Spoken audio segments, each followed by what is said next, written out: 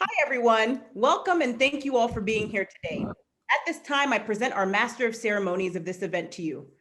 Welcome, Melanie Ake. Melanie Ake is the founder of Everyday Leaders Professional Coaching and Consulting, a certified John Maxwell team leadership coach, speaker, and trainer. And as a certified Why Institute agent, she helps others discover their own why. Welcome, Melanie Ake. Thank you so much, Gigi. I am so honored to be here for this panel, the Global Virtual Panel of Depression Survivors event. And thank you so much for hosting this and bringing these world-class leaders together.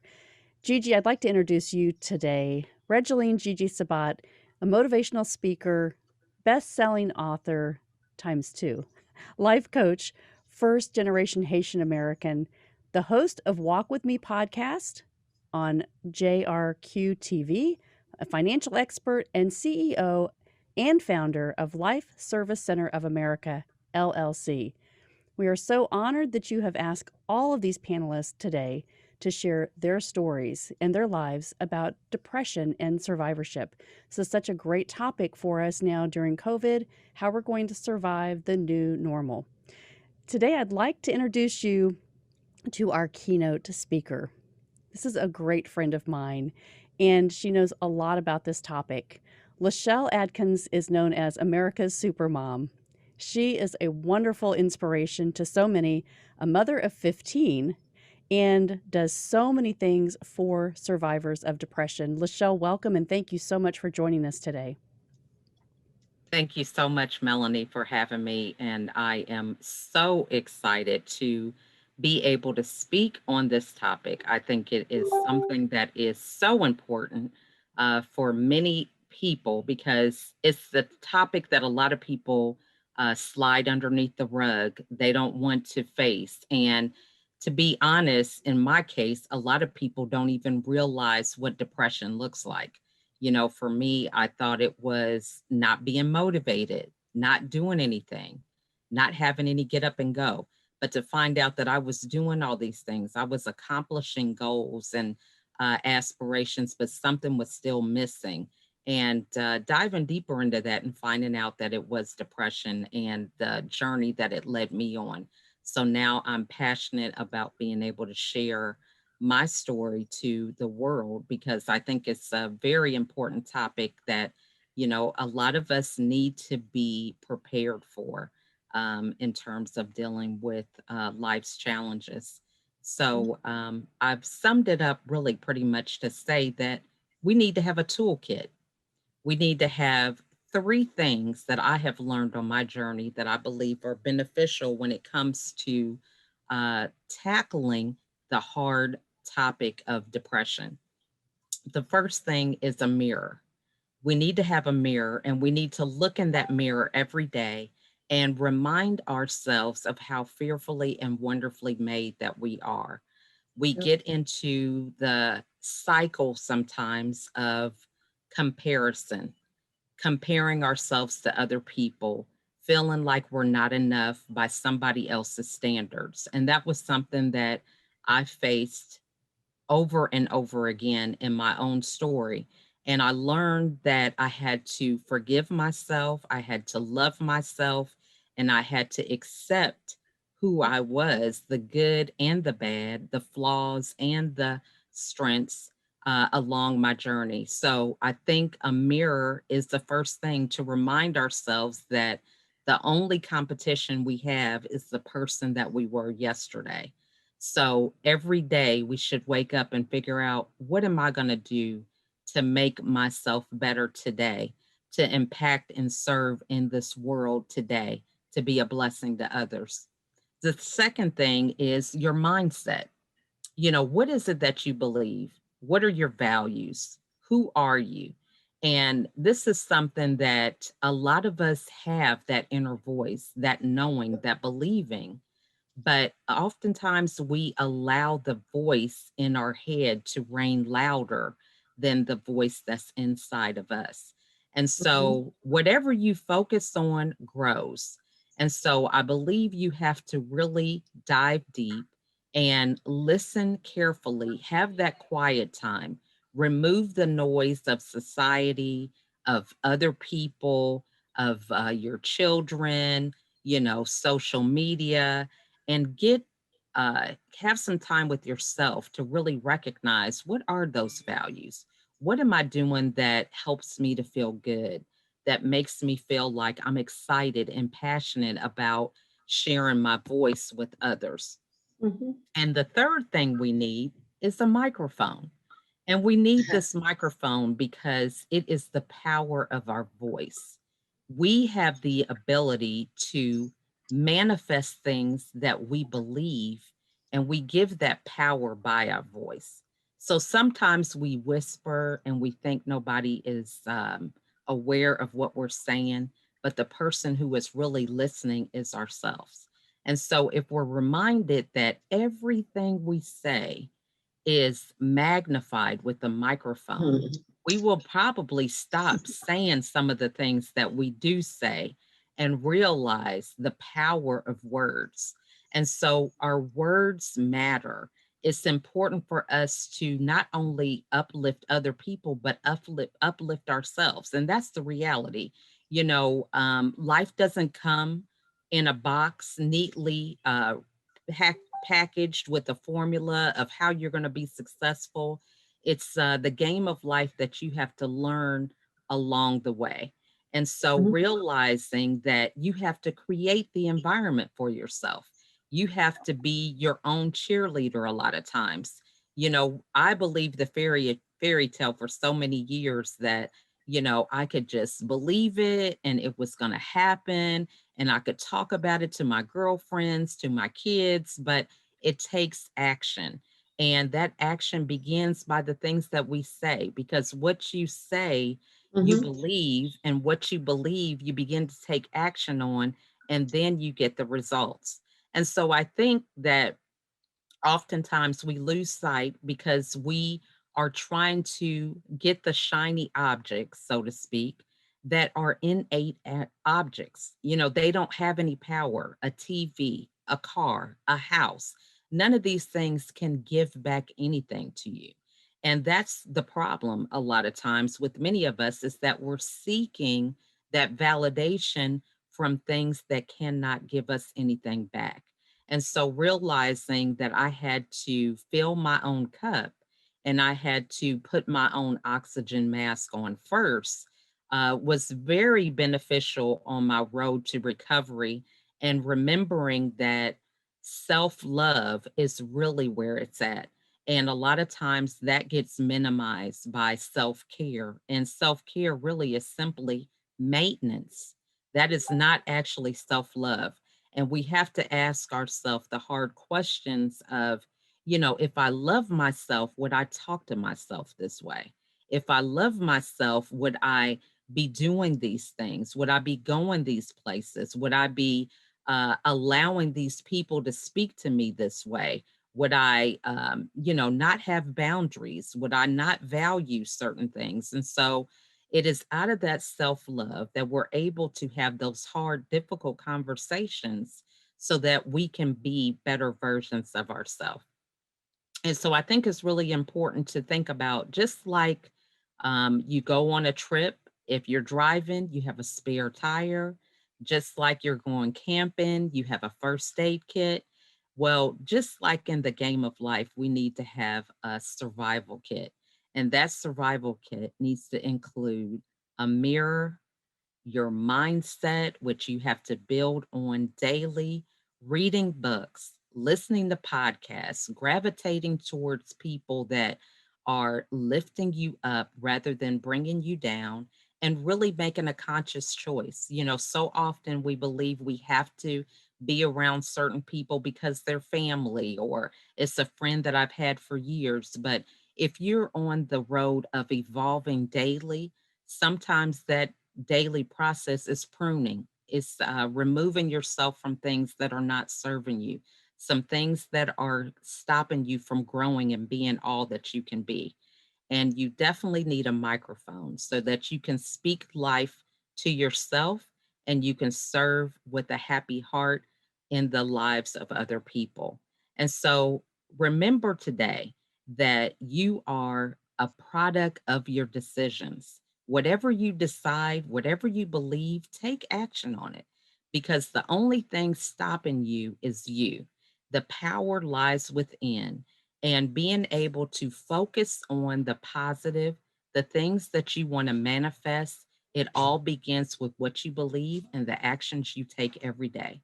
But one thing to remember, never leave home without your toolkit.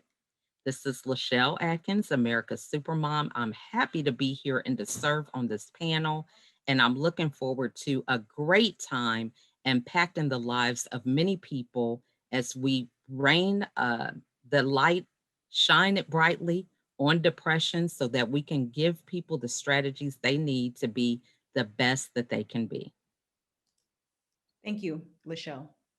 Thank you, Lachelle. What a powerhouse you are. Don't forget your toolbox. Don't forget your toolbox. You can't survive without it. Thank you so much. You are a light and shining armor for all of us. We appreciate you so much. Thank you so much. I appreciate it. So, of all these panels, I like to share statistics. And I pulled some information up from the Anxiety and Depression Association of America. So, between these speakers, I'd like to share just a few statistics that are really relevant in today's age. So, did you know that anxiety disorders are the most common among mental illness in the US, affecting 40 million adults in the United States, age 18 and older, or 18.1% of the population every year? Think about these statistics. I'm going to challenge you to get your journals out and to really think into each of these speakers, what they bring, how they've affected you, what you can change in your life. One thing that you can do to take that positive step. Our next panelist, I am so excited that you're here, Debbie Debenaire, a global emotional resilience consultant and holistic counselor who has transformed her life. She's become a beacon of light to help others suffering in adversity, fear, severe lack of self confidence, and self esteem. She failed suicide attempts 3 times, overcame extreme clinical depression, and prolonged mental domestic abuse. She knows what it takes to come back and control her life and transform her life. Her story is one of extreme courage and focus and has resulted in a complete transformation that has seen her rise to become a highly esteemed expert on contemporary emotional and trauma recovery. Welcome, Debbie. Thank you so much. Thank you so much, Melanie. And no, thank you so much for having me as one of your panelists. I'm Debbie Debenaire, and I was in a depressive state for more than 10 years.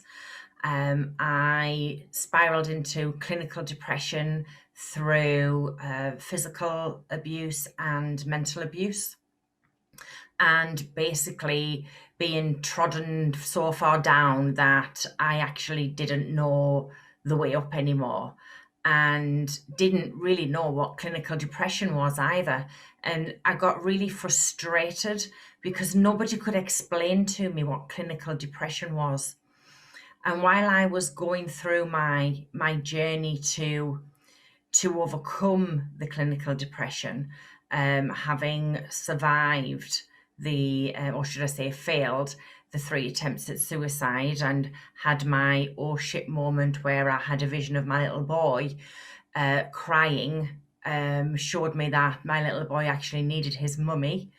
And that was my turning and pivotal point to start looking at ways that I could come back from the depths of clinical depression. So I went on a quest as part of my journey to understand what clinical depression was, even though there's not very much out there that actually explains it to you. And because your depression is evaluated by your thoughts and your feelings, your daily activities, your eating habits, your sleeping habits, all of which for me were so in turmoil, it was very, very difficult to kind of see through the fog. And I wanted to understand what this clinical depression was. And, I was always told it was an imbalance of chemicals in your brain, but nobody went any deeper than that. And then I, on my own quest and research, found that it was insufficient serotonin and dopamine actually in your brain. And the reason people can't pinpoint what the cause is because there's many neuron transmission changes in your brain, and it's constantly changing. So nobody can explain it to you other than evaluating through your thoughts, your feelings, and daily activities, etc. And funny what the keynote speaker said was about the mirror. That was actually the first start of my journey. I did a lot of mirror work, and for 3 to 6 weeks, I walked in front of my mirror with my eyes closed and didn't actually open them for 6 weeks. Well, 3 weeks, I think it was. And then I would open them and close them again and walk off. And that was a real difficult thing for me because I hadn't actually looked in the mirror for 9 years. But it was so powerful to do that, because once you do look in the mirror, you actually look past the face in the mirror.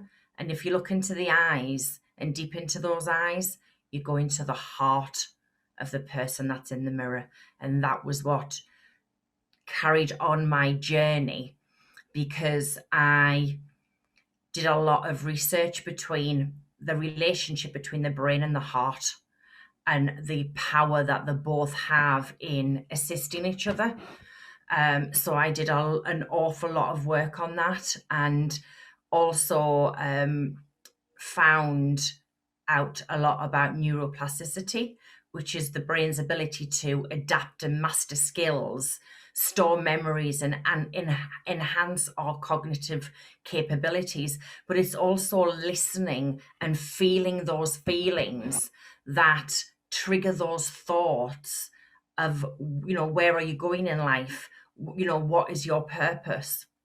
And through all of this research, I realized that when I conquered my clinical depression, my purpose on this earth was the reason I failed 3 attempts at suicide, was to go through this research so that I could be here to show other people who are stuck in that anxious, depressive state with no way out, not able to see the light, actually hold that torch for them so that they can then find their own light at the end of their own dark tunnel. Because it is a very dark place to be when you're in depression. And when I conquered my depression and did all my research, I was able to rewire the patterns in my brain so that I could be here to show other people how to do exactly the same. And now I say to everyone, choose life, choose freedom, but most of all, choose you, because you are the most important person in your life. Thank you so much for having me. Thank you, Debbie.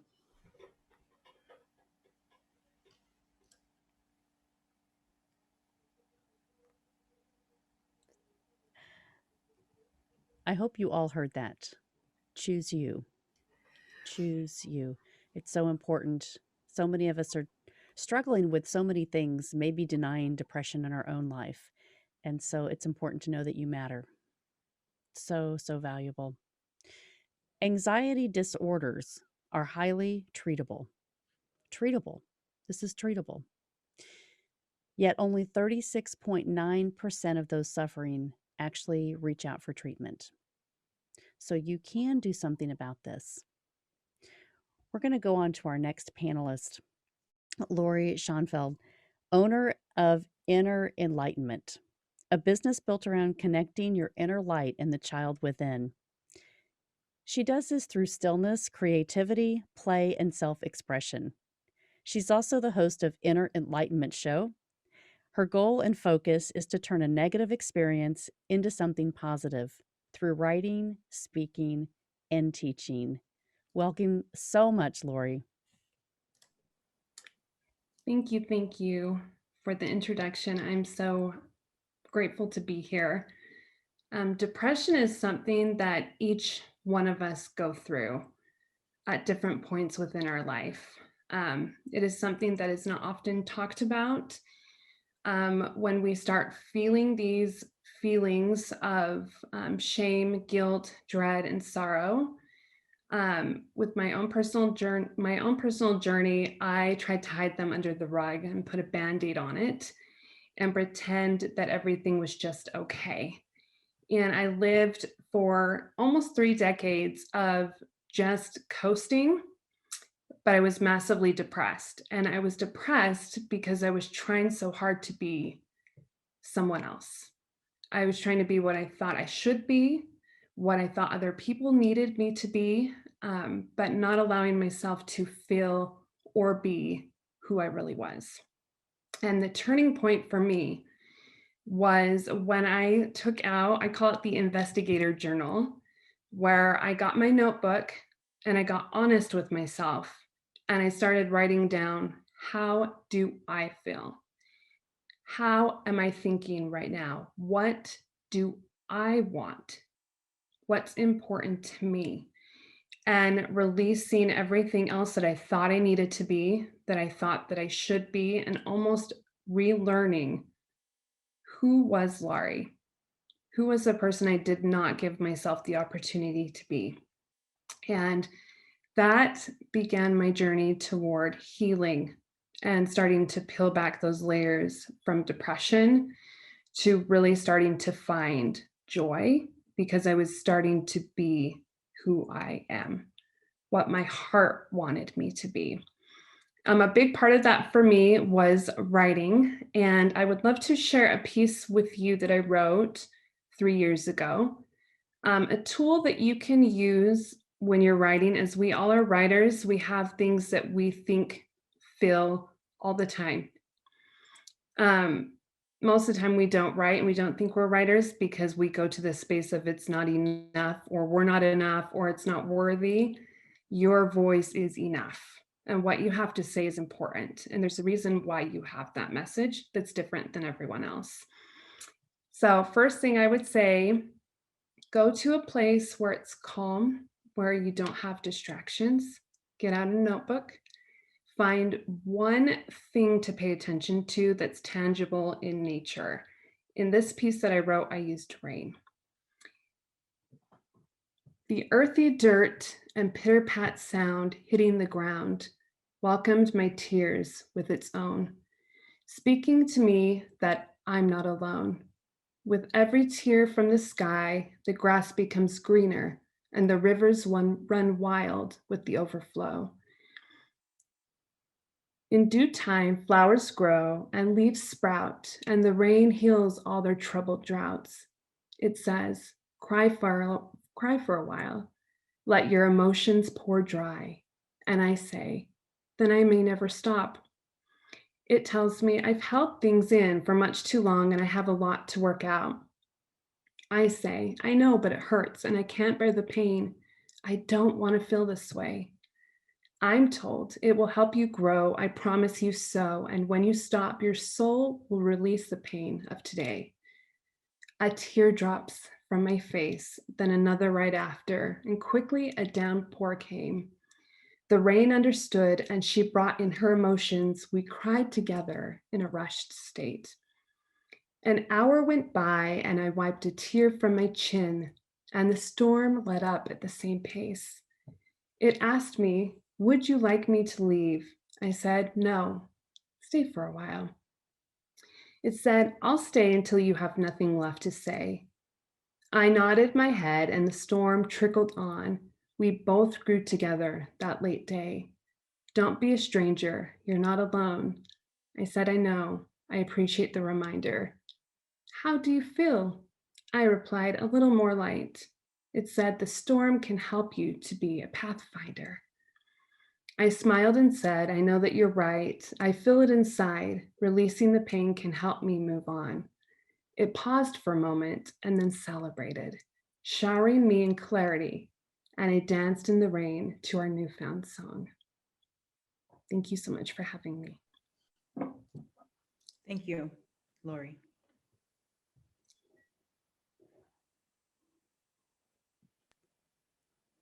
Thank you so much, Laurie. What a great reminder, a beautiful poem to reflect on. I appreciate you. so much. You know, when we think about all these statistics, anxiety disorders develop from a complex set of risk factors, including genetics, our experience, brain chemistry, and personality. And our next panelist is a powerhouse. She has experienced a lot in her life and overcome depression. We have Miss Madison Marquette. To introduce her, oops, so sorry. There we go. She is a human trafficking advocate, mental health advocate, and a law student. Thank you so much for sharing and joining and giving us your time today, Madison. Thank you. So my journey of depression is a little bit different. I'm sure hearing the last three speakers those are powerhouses. My gosh. I am a advocate, a human trafficking survivor advocate, but I'm also a human trafficking survivor. And I was trafficked for almost a decade. And when I was trafficked, I didn't realize that I was in a state of depression through being trafficked, being tortured and raped and beaten. When you're wanting to kill yourself or die every day, you're depressed. When I had gotten out, to me, death was the only option of just because that depression is just inside your head and you're just so like used to trauma and pain. And so the only way to get rid of that trauma and pain is through death, is what you think. And so I continued to try to go find different therapists, and I couldn't find any therapist that fit me, that would help me through what depression is. And I didn't even know what depression was really. And that can kind of tell me how to rethink like in my brain of how I was thinking. And I finally found a therapist, and she looked at me and she said, you're so comfortable in abuse and you're so comfortable in trauma that's why you're depressed, because you've had trauma since a little girl up until an adult. And so you are just so comfortable in it that you're never going to get out of this depression until you get out of being comfortable in trauma. And I thought it was so powerful. At first, when she said it to me, I really hated her. I was like, okay, lady. And then I totally it hit home. And I was like, well, wait a minute. How do I get out of this victim stance? How do I get out of this trauma so I'm not depressed and I can actually live life? I can smell the flowers. I can taste my food. Things that people maybe take for granted. And so she's like, well, let's go on this. You have to go on a healing journey, and you have to start forgiving. You have to forgive the people that have done things to you and raped you and beat you and torture you. You have to go on a forgiveness journey. So my journey with depression was a lot. And it's funny because my primary care physicians wanted to pump me full of drugs, and I just wouldn't do it. And so then I went and I found a holistic doctor that said, you have to change your eating habits. Certain foods like sugary stuff can mess with, I think it was someone said it, just serotonin in your brain, and it can just mess with who you are. And that there's like so much with food and people don't even realize. So I went and found, my journey was finding people that can help me, because I didn't want to know what depression was. I didn't even know what human trafficking was until a therapist told me. And so finding these people that can kind of move me into this healing space and the forgiveness space. And so I was doing very well. And then I got pregnant. And after I had my first son, I had extreme postpartum depression. And again, my OBGYN wanted to push drugs on me. And I think my depression, again, I had to go find someone that can help me, that didn't want to pump me full of drugs. And I think my depression at that point came from, oh my gosh, how do I know the evil in the world. How do I protect this human? And how do I protect him from the evil that's out there? And so when I started to find, again, the same therapist, they were like telling me the same thing. Listen, you cannot protect your children from everything. They're going to see evil. Evil's going to happen, but I could protect them from everything that happened to me.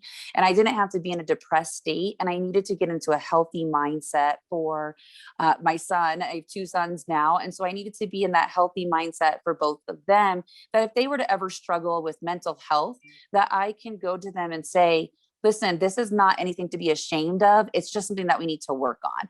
We don't need to, one of the things that is really difficult for me in the world is people always, if you don't like what someone's saying, or you may disagree with it, people will say, oh, well, your mental health, you have issues with your mental health. And people don't realize mental health is a very real thing. Depression is a really real thing. Suicide is a real thing. And trauma is a real thing. And so to throw that around of, oh, is your mental health okay? It's just not okay, because some people that you're saying to that might really be struggling. And at that point, it could be a pivotal moment for them where they go do something drastic because they're in that state of mind of trauma and non-forgiveness and just don't know how to ask for help. So if I can encourage anyone, if you need help, I mean, I always tell people my door is always open. You can reach out to me. And if I can't help you, I will find the help for you, because we have to stick together, especially when it comes to mental health. And if it can save a life by me just listening to you, please reach out. And I love how someone said, you have to choose you. And the one thing that I want to say before you choose, in spite of all of this, I could have never gotten through any of the trauma, any of the depression, anything, unless I had Jesus. And Jesus is my savior. He's my king and my father. And he has watched over me through every single thing that I have gone through. So yes, choose you, but you have to choose Jesus first, because then Jesus will take care of every single thing that you need, and he will provide, and he will provide for your children, and he will provide every single need. I promise you that. So choose Jesus, then choose you. Thank you. Thank you, Madison. Yeah. Thank you so much, Madison. You know, you just bring a light around you every time you speak. You just have this shining beam of light, and you really give so much energy to the things that you've been able to overcome. And we just so appreciate you being on this panel today, to know that there is hope. And you're right, through Christ, all things are possible. Thank you for joining. I wanted to bring out this statistic because Madison touched on it, but post-traumatic stress disorder, and Lachelle touches on this a little bit in her story as well. It affects 7.7 million adults, 3.5% of the US population. Now, women are more likely to be affected than men, but rape is the most likely trigger for PTSD. 65% of men and 45.9% of women who are raped will develop the disorder. Childhood sexual abuse is a strong predictor of the lifetime likelihood for developing PTSD. So there's so many factors that we really need to be aware of so that we can offer help to those that are around us in our lives. Our next panelist, I'm really excited that you're here, Kellen, is Kellen Fluketer. He is the author of 13 books with numerous bestsellers, and Kellen now coaches an international clientele in business, inner work, and high performance. Welcome to the panel, Kellen. Thank you. Glad to be here. I'm going to be a little noisier than the previous guests. That's so depression. It's a thing we have in our heads, but it comes from outside. My journey started when I was about 15. I was treated very physically abusively. Okay. Today it would be felony child abuse. But the thing that I took away, and I'm not angry at anybody or any of that, but the thing that I took away from that is I'm not good enough, and I never will be. And I lived in that place in my mind that says I'm not okay, and I never will be okay. And I went, and the other thing that came with that is it's not okay to talk about. You suck, and you can't talk about it with anybody, and you have to deal with all this on your own. And so I did, and I didn't talk about it. And I went through a battlefield, the ups and downs of depression for 40 years until I finally talked to somebody. And during that 40 years, I burned through relationships. I was in and out of rehab and all kinds of stuff. And here's the crazy thing. All the while, that was under the surface.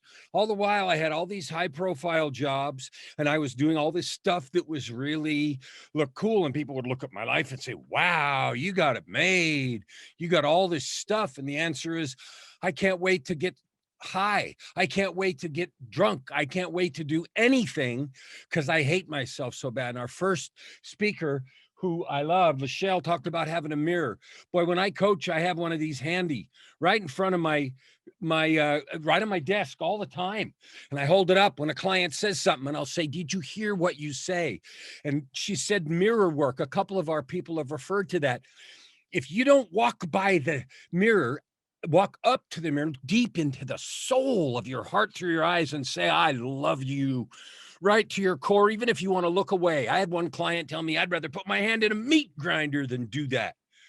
You're missing an opportunity. Loving yourself is good. It is right. It is holy. It is celestial. It is God-given. You think God loves himself?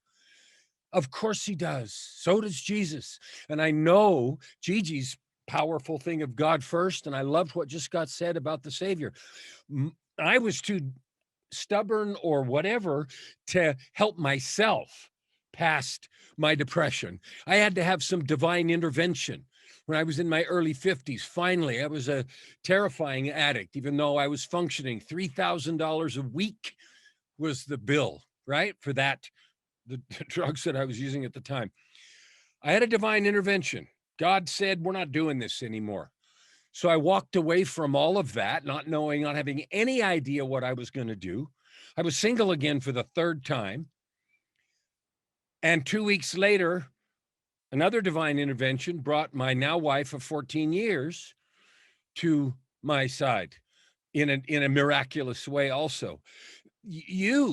I don't care where you've been. I don't care what you've been through. There's a plan for you.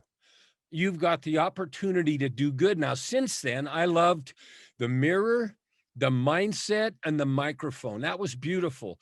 So the mindset is a choice that I have to make every single day. And some people talk about overcoming depression. I don't know what that means, because the notion that I'm not quite enough is something that is constantly there. And I have to make a choice all the time. Every day, I'm going to love and give and serve every client, every person I talk to. That's all I do. And so I don't do anything in my life. I don't have a business. It's a coaching practice and then something else. From the moment I get up to the moment I go to bed, I'm in conversation with the spirit, with God, however you want to call it, the universe, to find out what is the thing I need to do right now. And sometimes it is sit quietly with my wife, and sometimes it is take care of her mom, and sometimes it is look for clients, and sometimes it's be here with you beautiful people, understanding or helping us all together understand your greatness. And that microphone for me, it's been books. I wrote Tightrope from Depression, my journey from darkness, despair, and death to light, love, and life. I wrote the sequel to that book, which I'm going to show you just a second, because it's on Amazon and I don't have a physical copy. It's called Down from the Gallows. And the name of that one is The Myth, the Truth, and the Battles of a Creative with Depression. It's ongoing. 2.5 years ago, I went to the hospital with a lethal infection in the lungs that had a 10-day mortality rate of 100% and died. So I wrote Meeting God at the Door, Conversations, Choices, and Commitments of a Near-Death Experience. When I say mindset work, that's all we are. We're our mindset and we create life. And then I wrote the book of Context, which is a game about how to change your beliefs. And I wrote it for me. I wrote all of them for me.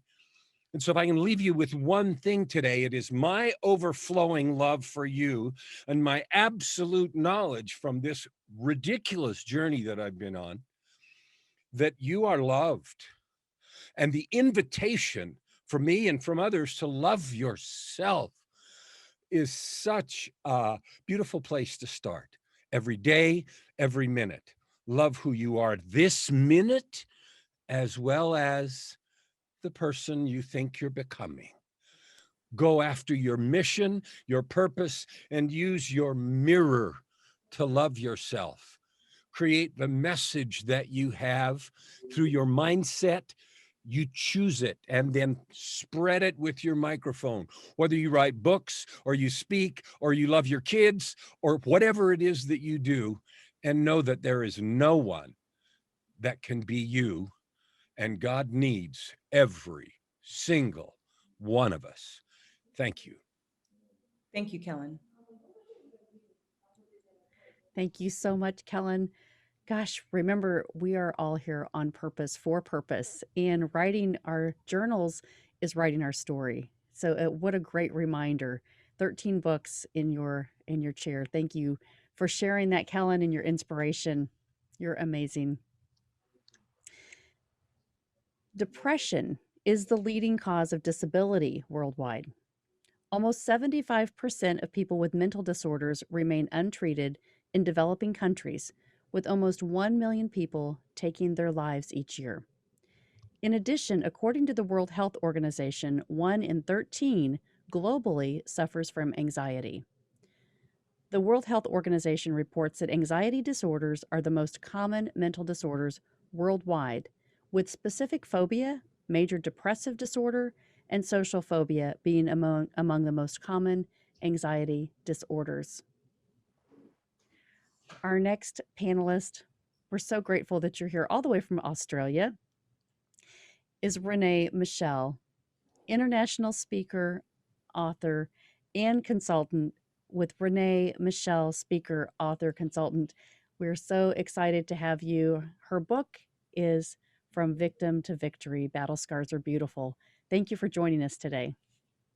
Thank you so much, Melanie, and thank you, everybody. Wow, I'm just blown away. Every time we meet, I get so inspired by the life and the transformations. We are the human faces that we can overcome whatever comes our way, and to share our time and give that hope, it even inspires me every time. My trauma and my journey through childhood sexual abuse really opened the door for me to experience depression for over 30 years. And I had no idea. I was in this dark place, and I describe it like this thick blanket of fog that smothered everything in my life. And as I went on and developed a career and held down very high-level jobs, I still had no enjoyment. There was no connection of my heart to a purpose, or really even my heart to another individual. I was disconnected.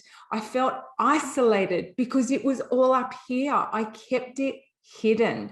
So many of us suffer in silence. And that's why I love the fact that Gigi has put on these amazing panels, because we get to speak, we get to give voice, we get to put our hands up and say, this is real. Life is real.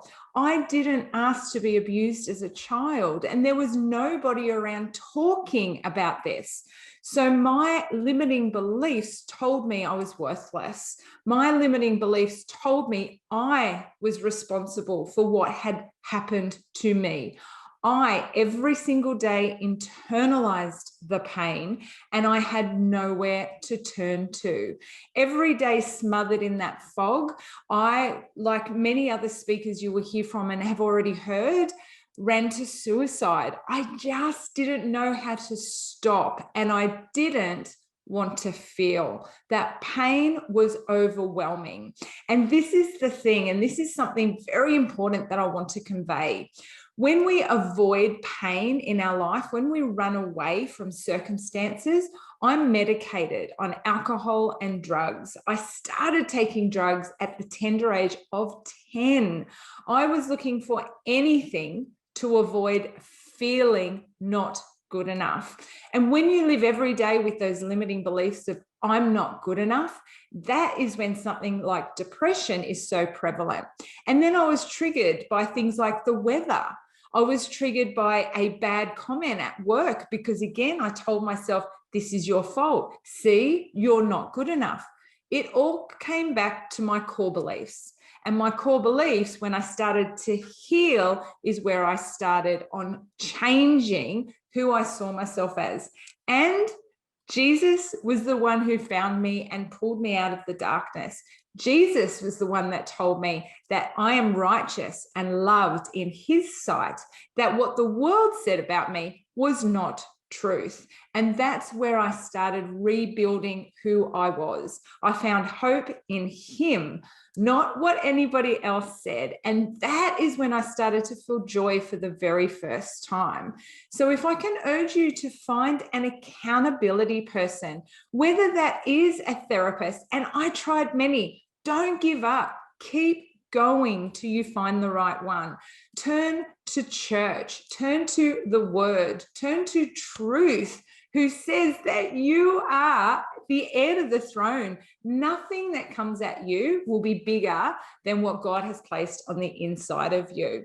So please reach out for hope, reach out to any one of our panelists. We are here for you. We are here to hold your hand and walk this journey with you. God is the light, and no matter what comes at you, he has got you. Thank you so much for having me here today. Thank you, Renee.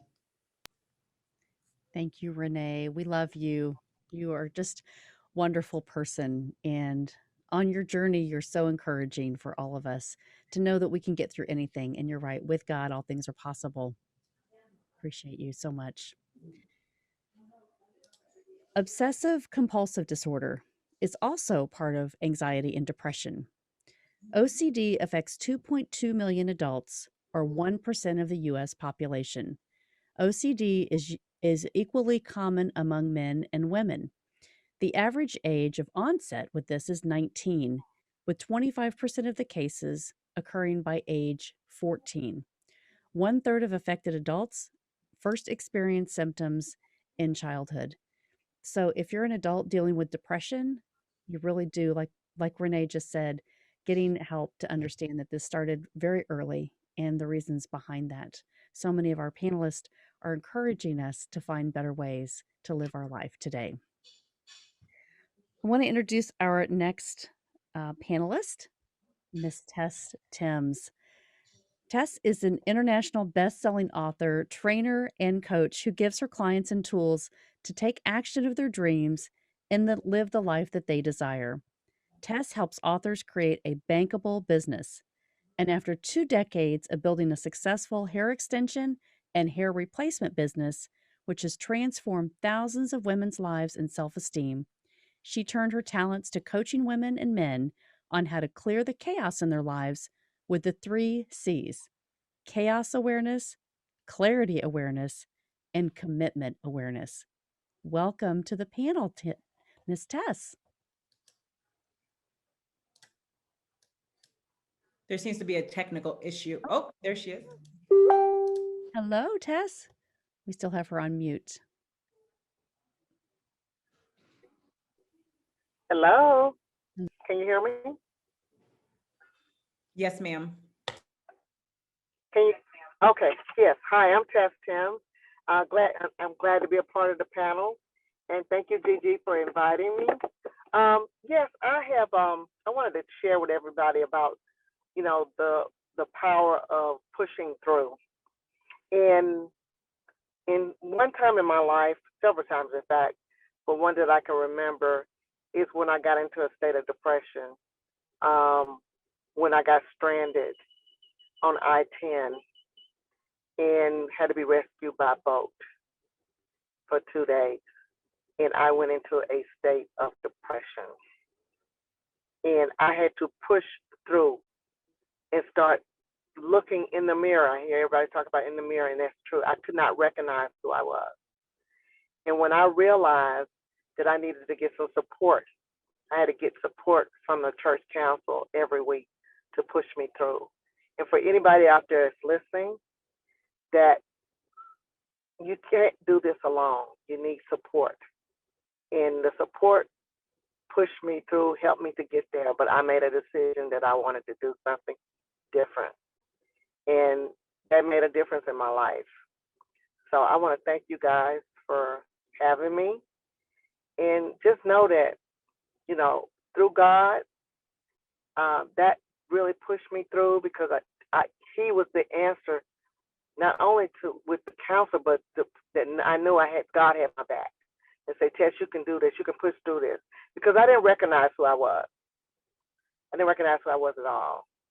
And I'm successful in business, but if you going through something that's causing you to not recognize who you are, seek help. So I want to thank everybody for listening, and that's all I have to say. Thank you, Tess. Thank you. Thank you, Tess, for joining us. So important. Thank you. Lori, thank you so very much. You know, stress, Thank you. yes, we appreciate you. Stress, for those of you that feel like stress may not be a part of depression, it can cause major clinical depression and so many other physical symptoms that we have. Everyone experiences stress and anxiety at one time or another. The difference between them is that stress is a response to a threat in a situation. Anxiety is a reaction to stress. So think about this, the things that are on your mind now and today, how you need to take action for those things in your life so that you can become stronger through it. Our next panelist has an amazing story, and she understands this specifically. Andrea Rojas, thank you so much for joining us today. You are a domestic violence and sexual assault and suicide attempt survivor and advocate, and we are so grateful that you're here with us today. Hi, good evening, and thank you, Melanie. Thank you, Gigi, Lakeisha, Jacqueline, for setting this up, this panel. I think it's something that we really need.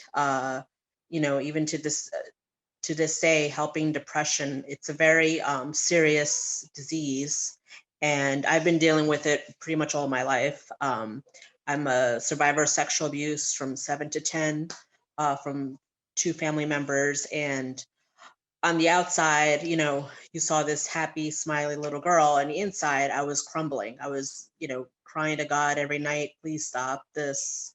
You know, all my soul was crushed. So I think all those years of, you know, you're one person to the world, and in private, you're destroyed inside. Your innocence, your soul is dead. And I think all that joy that you did have as an innocent child, 6-year-old, I mean, look at your children now, if you have small children, that was stolen, that was crushed. So all those years, I know that made my depression. And the first person I told when I was in high school, I was 16, I had an accident, I was in a nurse's office, and it had a form, were you ever sexually abused or molested? And then those words was just like, you know, a shot in the dark, because I repressed it. I had forgot about it. And ever since then, my depression took a hold of me. And I didn't do really, after that, I was in high school. I kind of flunked out. I went to college, flunked out. I was really depressed back then, my early 20s. And, you know, it's something that you battle every day. You know, you go to work, but you're still, you know, with yourself. And not until I, you know, with the guidance counselor, and I found a few therapists that were really good for me, I finally got what it is. I feel like for me, and I know a lot of people, the feelings, there's no words for the feelings. You gave it no voice. And when you're in therapy, I had a pushback, you know, trying not to cry. And the therapist who would ask me, why won't you cry? What are the tears? And I'm like, I just can't, it's too painful. And that was a depression coming out. So little by little, well, that therapy and even going to God, I didn't have a good connection with God in my early years. I thought my purpose was to be a sex object, you know, a sex worker to men. That's what I thought my worth was and my esteem. Little by little, I got closer to God. I started reading the Bible, and that helped me a lot with seeing who I was. And then the depression got in and out over the years. In our last panel with the suicide, my last suicide attempt was 2006. And that was my lowest point with the depression. But someone else said that you should talk to someone or have an accountability partner, even if it's just a coworker, just one person, so you can try to get out of it. But I've tried different therapies, and even to this day, I've been going to therapy, and it has helped me a lot. And also journaling has helped, and also doing art as a therapy, as a creative outlet. Because, but now, I'm not in that state I was, as from years ago. But I think the depression for me is not living out your passion. You feel like you lost your dreams, you lost your chance, but there is a way out of it. Never lose hope in yourself, because each person here on this panel, and if you're listening to this now, you're a beautiful soul, and you can get through this. And the depression is just temporary. It took me many years, about 20 years, to find this out, but you can overcome this, and you can find joy again. And a lot of these Facebook groups now that we have, I feel a great connection to them. So I'm really proud to be with the panel of these women. A lot of these stories and sharing is reaching our souls, right? And little by little getting out of the depression. But I wanted to thank everyone here, and thanks for listening. Thank you, Andrea. Thank you so much for joining. You are a warrior. We appreciate you and celebrate you. You have really inspired us in so many ways on so many of these panels. So thank you for sharing your heart always. Well, depression and anxiety disorders are different, but people with depression often experience symptoms similar to those of an anxiety disorder. If you know someone or yourself with nervousness, irritability, problems sleeping or concentrating, each of these disorders has its own cause and its own emotional and behavioral symptom. So, especially right now, what we've experienced over the last year, if you are experiencing these or know someone in your life that is, this could be clinical depression. I'd like to welcome our next panelist, Deborah Beacham. Thank you so much for joining us today. You're the founder and director of Navigating Justice in Atlanta, Georgia. Thank you for sharing tonight. It's great to be here, and wow, these speakers, there's so much here. I've been taking a ton of notes. So I'm going to lead with the good news, and that is that depression can be overcome. And I'm living proof of that, because if you had asked me 6 months ago, did I think I would get past it? I probably would have said no. I know that God had more in store for me than that, but it took a lot of work, and I've been very intentional. So I'm going to say what I've done is I surrounded myself with new people, good people. I've learned a lot from my past mistakes about the people that I had around me who were making me feel bad about myself. So I changed that. I started acupuncture, and I have a chiropractor who does work with a microcurrent frequency device. And so it wasn't one thing, it was a combination of getting the right diagnosis. And I was able to get a brain scan done. And so I was able to see what PTSD looks like in my brain. I was able to see the depression, the anxiety. I could see why the sleep just wasn't happening without medication. So I worked with doctors and with alternative medicine, holistic practitioners, with the acupuncturist. So the short answer to a longer story is that over the last few months, I've learned what it's like to sleep like I've never slept before. I've learned what it's like to not be afraid, to not take medication. I did rely on medication for a while, even though I'm not a big fan of it, but I needed it. And it's okay to need it. It's okay to listen to your doctors. It's okay to be in therapy. It's okay to cry a lot. Whatever your body says you need to do to process that, that's what you do. So the acupuncture and getting into some other energy work. I'm using a microcurrent frequency device and using phototherapy, and of course supplements. Exercise is big. I was so depressed, I didn't want to exercise. I knew I needed to. I've been an elite athlete in the past. I'm vain. I know what it looks like and feels like when I'm in good shape, and I'm not overeating because of depression. So it was really hard work, but I did it, and I'm not all the way where I want to be. And I don't know that any of us ever are. But the journey feels good now. That's the main thing I want you to hear right now. The journey to overcoming depression can feel good and empowering once you know what it is you're dealing with, once you can look at it, once you can call it what it is, once you have people that you feel safe talking to. Like one of our other speakers said, sometimes it takes working with multiple, going to different people until you find the right therapist. I'm going to say a little bit about my work, in that I work with parents and children who are in child custody and divorce litigation. So very high stress and naturally occurring anxiety, depression, sleep problems, all in and around family conflict.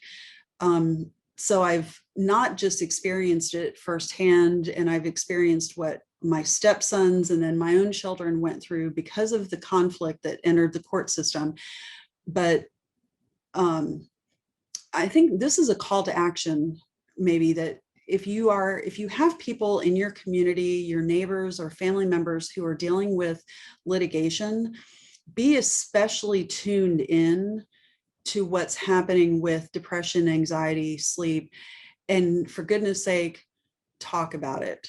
Find a way to have the conversation, because we don't want people to suffer in silence. Hope is available. Hope is there in front of us, but help is available. So I'm going to say, I'm going to pretend that I have to go in 30 seconds, and I'm going to leave you with this tip. The hardest thing for me was to, every time I met a new therapist or somebody new, to try to explain what I was going through and what I was feeling. I was triggered constantly. And I finally realized that if I had some help writing out, and maybe it's writing on a tablet, maybe it's on paper, maybe it's big, bold markers, maybe it looks ugly, or maybe it's an audio recording. But if you get some help telling your story about how you're feeling, what you're scared of, what's making you angry, what's making you overeat, what's making you drink, and then keep that on your phone, keep it in your wallet, keep it with you, so that you can maybe show your little summary or your bullet points instead of regurgitating the same thing over and over again. And there's a lot of good things to say about talking it out, but it's exhausting and it's triggering to say the same things over and over and over again. And this is one of the things that I do for parents and children in cases, is I'm often their voice, so that they have somebody. So what I'm saying is, find somebody to help be your voice. I love the microphone and the mirror. Like, all of these are fantastic tools.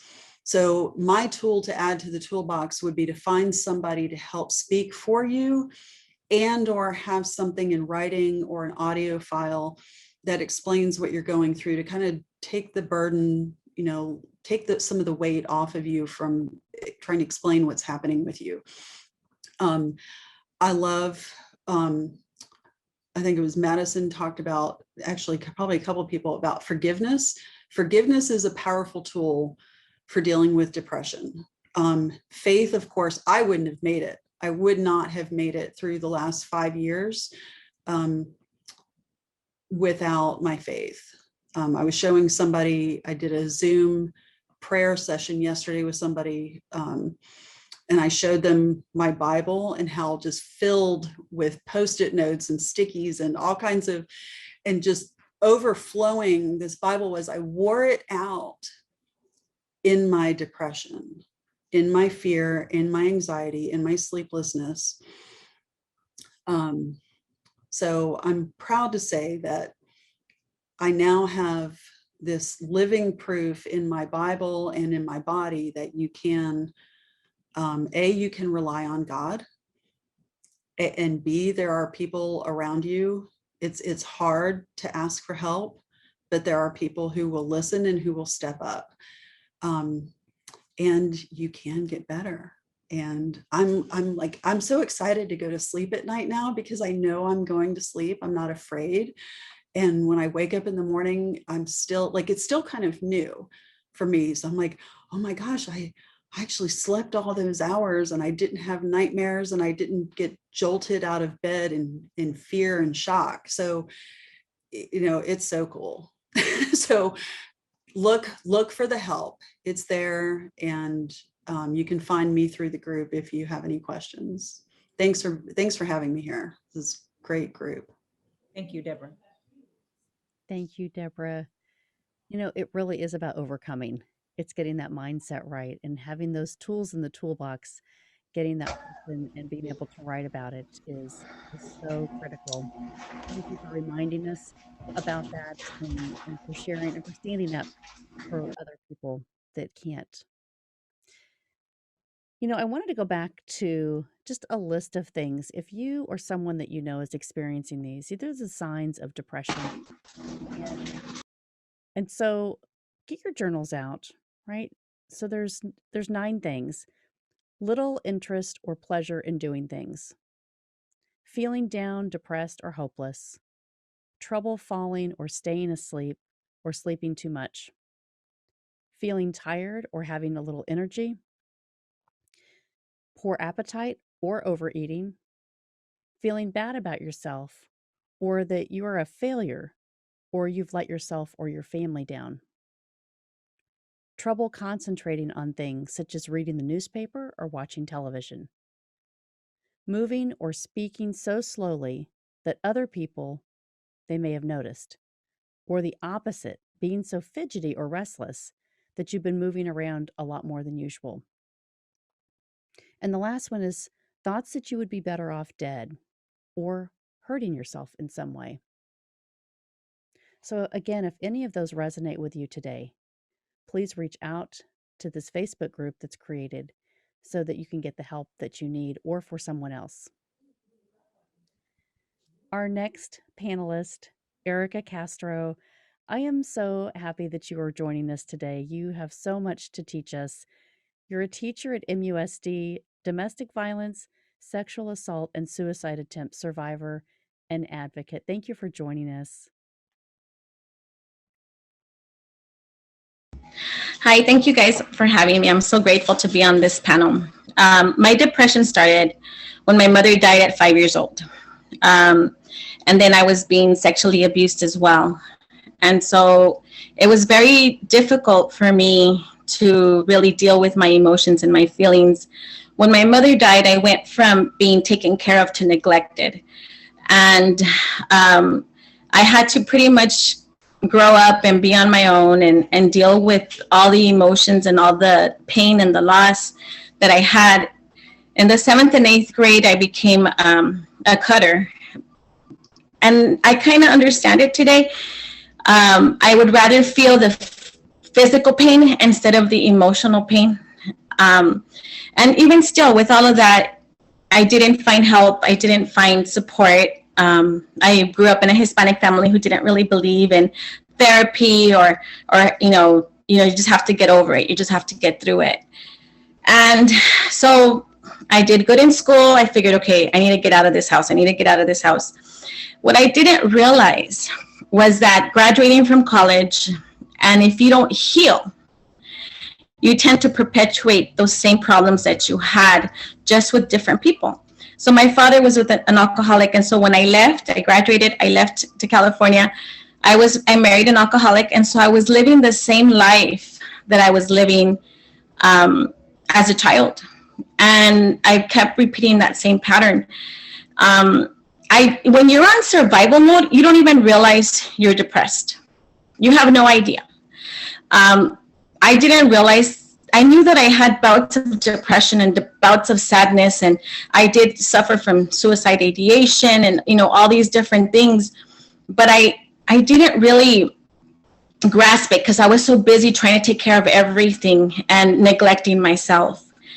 I had 2 children at the time. I have 3 now, but at the time I had 2. So I was so wrapped up in their lives and trying to make them happy that I was almost like a ghost, not really being one with my emotions. And finally, when I started really being aware of my depression was when all of a sudden I have a good relationship. I have a son. I still have my job. My job was it's always been a lot for me.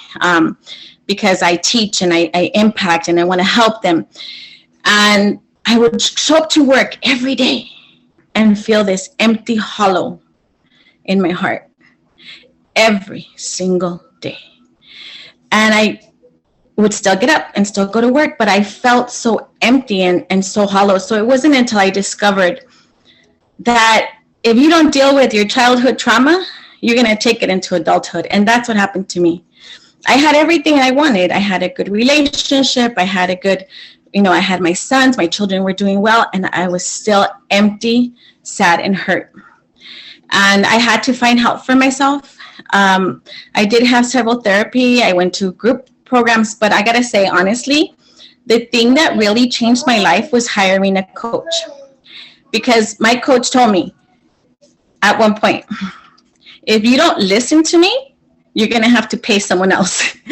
I thought I knew it all. I thought I knew better. And it's like, my therapist would never say that to me, but my coach did. She said, I'm telling you what you need to do. You don't want to do it? Then I'm not going to take your money anymore. And that was really the turning point for me, that it really changed me and it made me find healing. Because I needed to find support. I needed to find someone that believed in me enough so that I could break through those barriers. I have something to read really quick. I got this letter today by Joshua Sprague that was so profound. The ego wants to isolate when you are struggling. It wants to attach your mistakes and failures to who you are as a person. Over time, isolation creates a dangerous downward spiral. It slowly cuts you off from the divine insight, from inspiration, from the right people and opportunities. You literally can no longer see the opportunity or a way out anymore because you have programmed the reticular activating system of your brain to continue validating your isolation and despair. This is when you must put yourself around other people that can help you. You have to receive their vibes so you can reactivate that part of you that has gone to sleep. It doesn't matter what it takes, just do it. You don't have to share your mistakes or failures with the whole world. You just have to start to shift your environment. This creates an effect similar to opening a new computer program that hasn't been open for a while. It uses a new part of the operating system, taking energy away from the isolation program. Change this environment, even just a little bit, and you will start to change the program. I don't know who I am writing this for, but I see you. I love you. Thank you very much. Thank you, Erica. Thank you so much, Erica. Right? What she said, hire someone to help you. Hire someone to help you. Don't do this alone. You don't have to do this alone. There are lots of ways and treatments. One is called IPT. It's interpersonal therapy. Interpersonal therapy is a time-limited treatment for major depressive disorder. It aims at reducing or eliminating depressive symptoms by improving the quality of the patient's current interpersonal relations and social functioning. Find a coach. Find someone to help you. Our next panelist, I'm very excited to have him here tonight, Barry Ball. Barry Ball was born and raised in St. Louis, Missouri, as the oldest of 9 siblings. Those 2 things made him who he is as a servant leader. Throughout his high school years, he immersed himself in the JROTC programs at the various schools he attended. He ultimately rose to be the top cadet in the city. This led him to want to pursue a career in the military. He also wanted to be the first person in his family to graduate from a 4-year institution. He did both. He graduated from the United States Military Academy at West Point, and he obtained a Bachelor's of Science degree in sociology with a track in systems engineering. He served active duty in the U.S. Army as a transportation officer. He served as a paratrooper in the 82nd Airborne Division at Fort Bragg, North Carolina. His career ended suddenly when he received a mental health diagnosis. And today, he is a speakerpreneur, leadership enthusiast, and veteran entrepreneurship coach. Thank you for joining us, Barry. Oh, wow. Thank you for having me. It's just such an honor to be here. So what I'm going to do is paint a picture for you. Then I'm going to break that down into 3 concepts that you can really sink your teeth in and help navigate that image. So life is not just a journey, it's a classroom. And we go down our paths as lifelong students. It's interesting how we all react differently to the education that life brings. In the beginning, some of us are bright-eyed, bushy-tailed, while others, they just want to stay at home, stay with our guardians. Sadly, many of us receive a different education that is known by many Ds, whether it's darkness, devastation, or depression. Now, what I want to share with you today are other Ds that can help you navigate if you find yourself in this sort of education, if you will. The first one is drive. When it comes to drive, I encourage you to remember and be inspired by the past drive that you had. Create a new norm where you are and be hopeful for the future. Because when you stick to it, things will get better. And that leads me right to the next one, which is determination. When we find ourselves in those dark places, we have to be committed and determined to taking each step. That is what's truly important. We can't look left and right at how fast and how far others are going. It's about our journey. It's about our education. You can't get ahead of one lesson. You have to enjoy, you have to go through each one. So commit to each step and be determined to do so. And it's funny, this last one, I changed it. I was inspired hearing so many powerful voices tonight that I changed it. So this last D is distraction. And I'll get to why. It is okay to not be okay. And it is okay to need help. It is in these times where we need a distraction, because these dark times make us focus inward when we really should think about everybody else around us, because that's what helped pull us out of that. We need the distraction. We need to focus on a higher source. We need to focus on our family members and our loved ones. And we need to be able to depend on those folks, healthcare professionals, and those around us. So drive, determination, and distraction are the 3 Ds, the 3 sources of education that I said we need to take on when we run into these dark times. A common thing that I noticed today is how important action is. And with that, I would like to leave you with one final thought. Our trauma is never our fault, yet our healing is always our responsibility. Thank you. Thank you, Barry. Thank you, Barry. Our trauma is never our fault, but our healing is our responsibility. Amen. Amen. Thank you for sharing today. Very powerful. Be determined. You know, we haven't really talked about medications, but a lot of times the solution for our practitioners that we see about depression may be medication. So I wanted to take you through a quick list. If you are prescribed a medication for depression, ask these questions first. How will the medication help me? And what side effects might occur? Should I avoid food or other drinks? And will they interact with other prescriptions? How often should you see the doctor for checkups?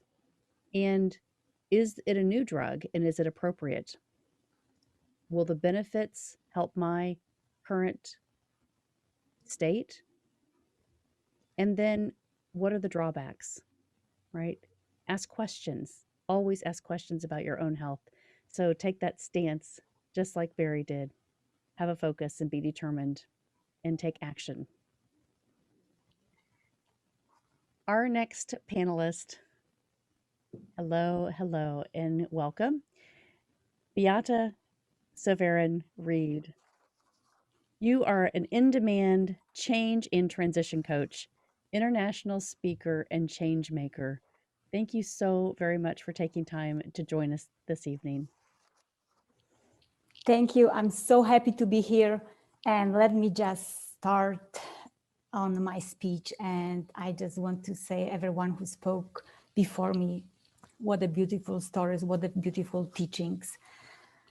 My story is a little bit different, but the same. You know, someone once said, all it takes is a beautiful smile to hide an injured soul.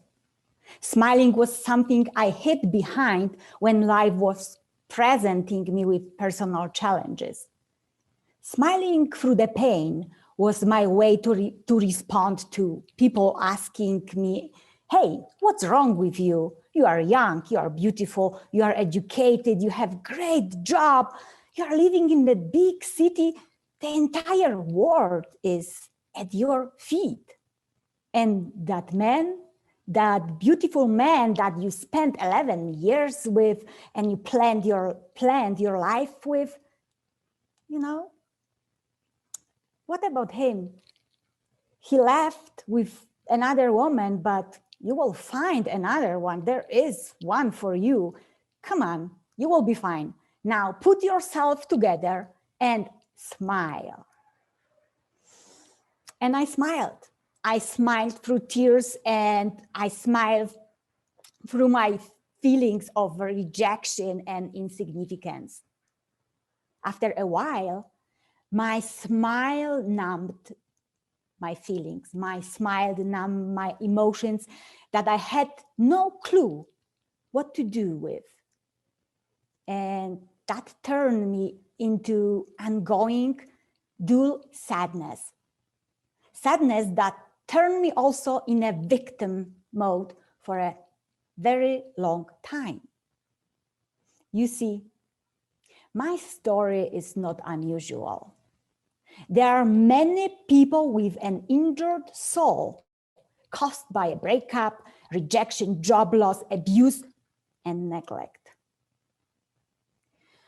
What we all have in common, though, is depression. Yes, you don't have to be mentally ill to experience depression. I experienced it because of a breakup. Depression can show up in a very innocent way, in a form of a sad thought that life is not fair to you, that you don't matter, that you are not loved. When you are in that story, you cannot control your thoughts. Your thoughts are controlling you. Understand that when you are depressed, you often see in a darkness, but there is a light. There is a light, and your job is to ask for help. If I would not ask for help, I would not be here with you today. I reached out to counselor, I reached out to coach, and my coach introduced me to journaling. Journaling process helped me to deal with my emotions that very often we don't know what to do with. Now, I want to encourage you to reach out for help and to leave you with a quote that continues to help me whenever I feel down, whenever I feel low, and these depressive emotions and thoughts are back. I am bent, but not broken. I am scared, but not disfigured. I am sad, but not hopeless. I am tired, but not powerless. I am angry, but not bitter. I am depressed, but not giving up. My message to you today is, you are worthy, you matter, do not ever give up. Giving up is not an option for you. Thank you so very much. It was a pleasure to be here and speak to you. Thank you, Beata. Thank you, Beata. Thank you so much. Never give up. We've just heard this again and again and again. Never give up. Get your journal. Never give up and reach out. And I want to remind you, the American Anxiety and Depression Association of America, the website is adaa.org. There's lots of resources on this website that can help you through any questions that you have if you or your loved one is suffering with anxiety or depression. Our next panelist, Donna Campbell. Donna is known as the Mind Whisperer. She combines her past knowledge, wisdom, and experience to assist you in creating and restoring a life of happiness, prosperity, and love. Donna has over 25 years combined of professional experience. As a former financial advisor, her book Financially Fit is a #1 Amazon international bestseller, bringing together the world of money and energy, body, and soul, and the essence of that. She is a professional speaker, sharing her techniques during interactive workshops, and maintains an international private practice. Donna has shared the stage with Lisa Nichols, Dr. Joe Vitale, Sharon Lechter, and David Meltzer. Her personal heart-centered healing philosophy is to create a world that is a better place for all to live. You can find her at donnacampbell.com. Welcome. Thank you. And thank you for having me and putting this panel together. It is truly, truly amazing. And listening to all of the other speakers, wow. What I would like to share with everybody first is just a little bit about my own story. Years ago, I had been living in a spiritual living community called an ashram, and I had a spiritual partner at that time. And there was some domestic abuse that happened. And when that relationship ended, what happened for me was I went into depression, because the way I draw energy is from the outside world as an extrovert, regardless of what the environment is. So the energy that I was taking in was not a healthy energy, because it was full of violence. And when that ended, I was by myself, not bringing in any energy from the outside world, and it created depression within me. And that was the first time that I ever experienced depression on that level. And then throughout time, what happened from there was I would have these little bouts coming. So I called it mild depression. And then later I would see my children and they were recreating some of the same patterns that I went through. And knowing that this could shift and knowing that this could change, all of these events led me to the career that I have today as a healer. And it was through a lot of self-study, a lot of faith, a lot of mind thoughts, a lot of changing beliefs and feelings that I was able to overcome that. But one of the things that I also did do was look at it from a physical point of view, because there is something physiological that goes on when there is depression. And one of the things that I learned was that there is an imbalance of serotonin in the body. Serotonin is a mood stabilizer, a mood enhancer. It's needed for you to process other chemicals like melatonin so you can sleep. And without having balanced serotonin within the body, it's really easy to slip back into those states of depression.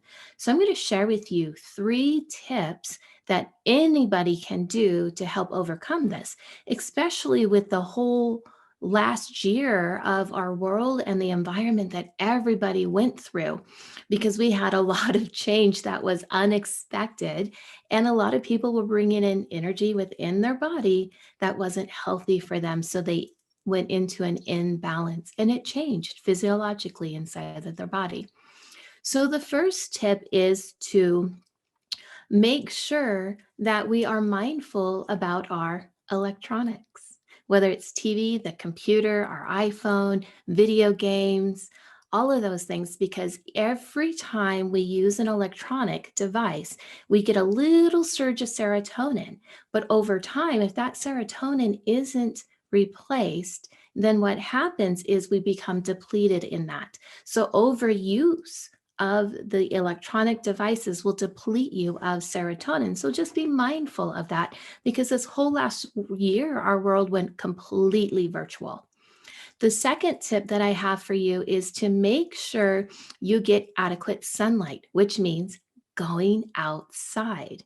Now, if you're not able to go outside into the sunlight, then take vitamin D. It's a hormone that the body is needed, which will help stabilize the serotonin inside. And then the third tip that I have is make sure you eat the foods that are needed to produce the serotonin. Serotonin is mostly produced in the stomach and in the gut, and then it goes to the brain. So by digesting the proper foods, you can get adequate serotonin levels in that. And the serotonin-rich foods are rich in what is called tryptophan, which we all know with turkey at Thanksgiving time. And what that does is it produces the correct amino acid complex that's needed for the serotonin. And so foods that are rich in serotonin are eggs and cheese and pineapple, nuts and seeds and salmon. And those are just few of the foods that we can eat.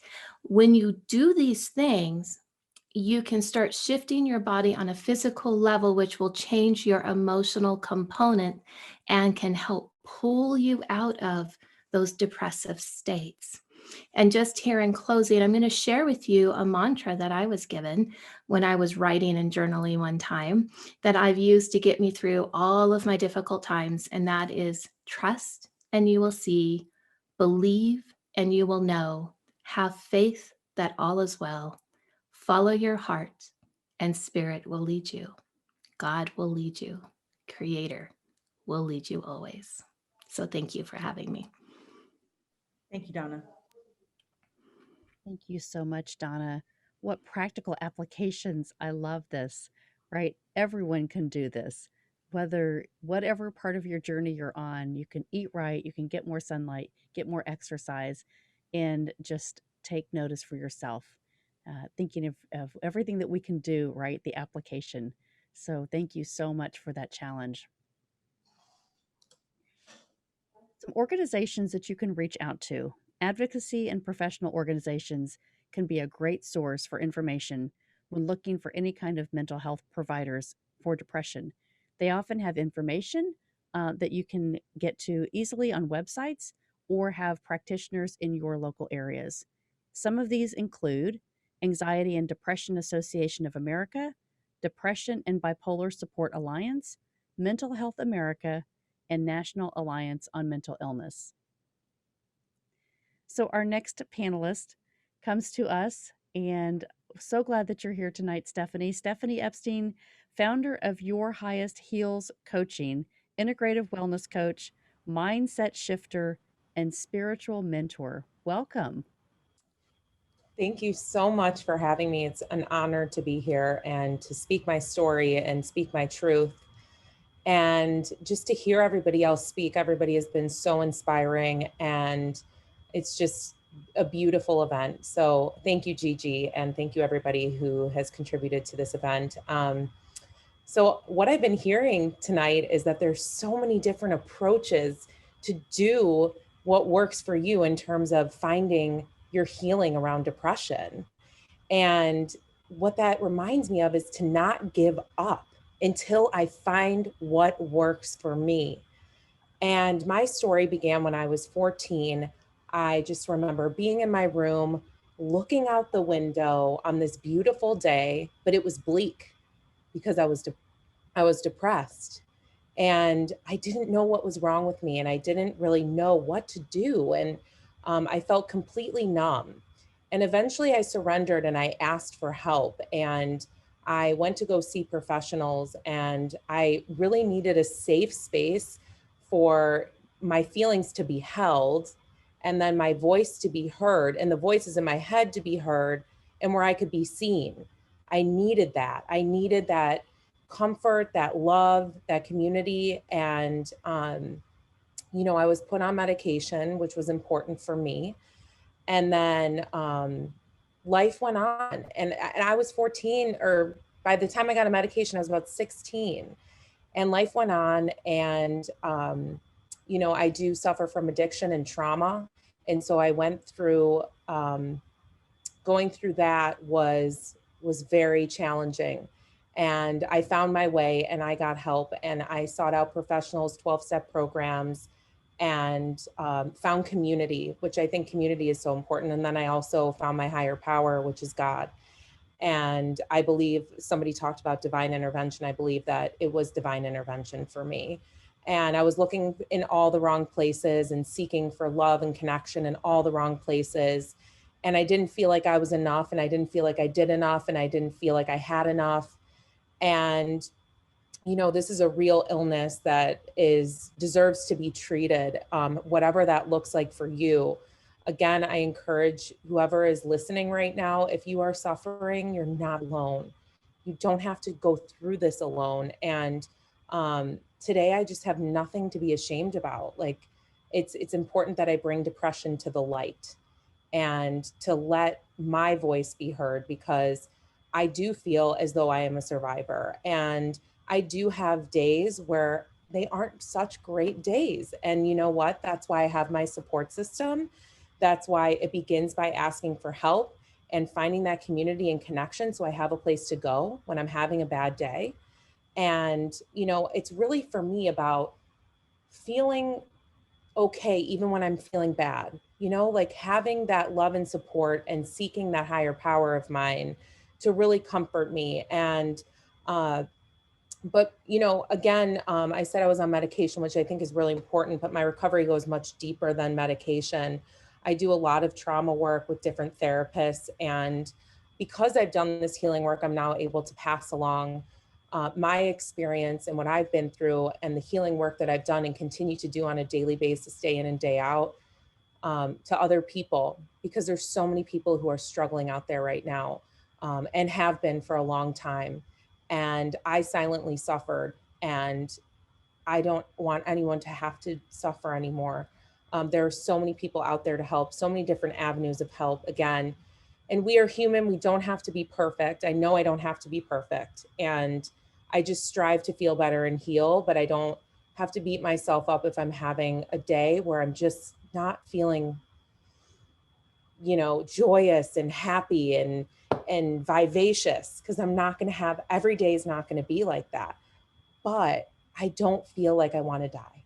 And you know what? That's a miracle that I don't want to die today. I want to live, and I will do anything to better myself and continue my healing work so that I can pass this on, because I really believe I was put on this earth to pass on the message that I've been given and the healing that I've been given from these professionals, whether it's therapists, coaches, doctors, spiritual healers, 12-step programs, whatever your avenue is. And I do holistic stuff as well.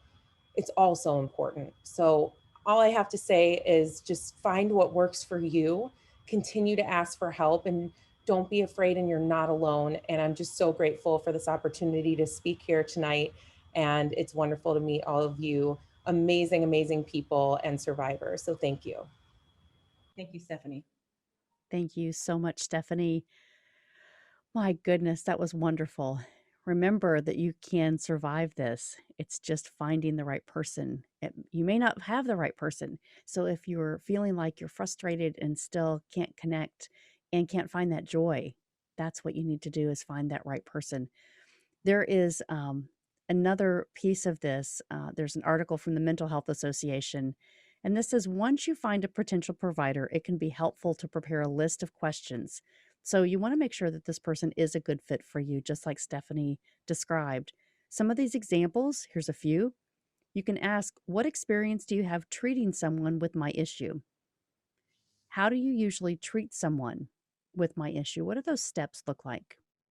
How long do you expect the treatment to last? And then, of course, do they accept insurance, and what are the fees? But understanding upfront the expectations and what that will look like as far as timeframes are really important for you to start committing to a process. And there is help. So our next panelist I would like to welcome tonight, Dr. Kimberly Leonard. She is a behavioral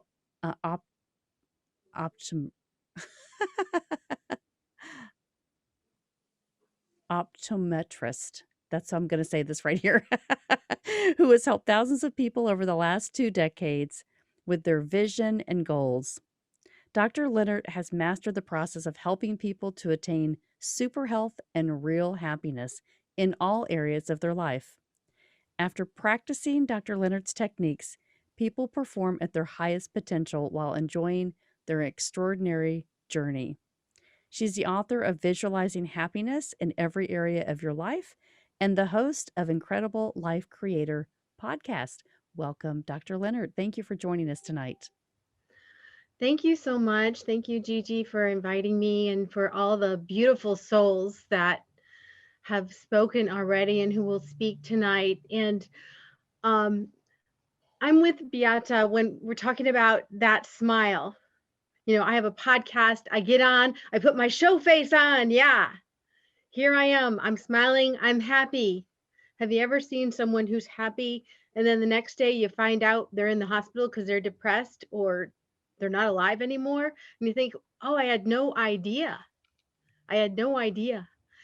And the higher in so-called status you are, like politicians or even people who have to have that show face, they're so afraid to show that there's something wrong. And those are the people that don't really get the help.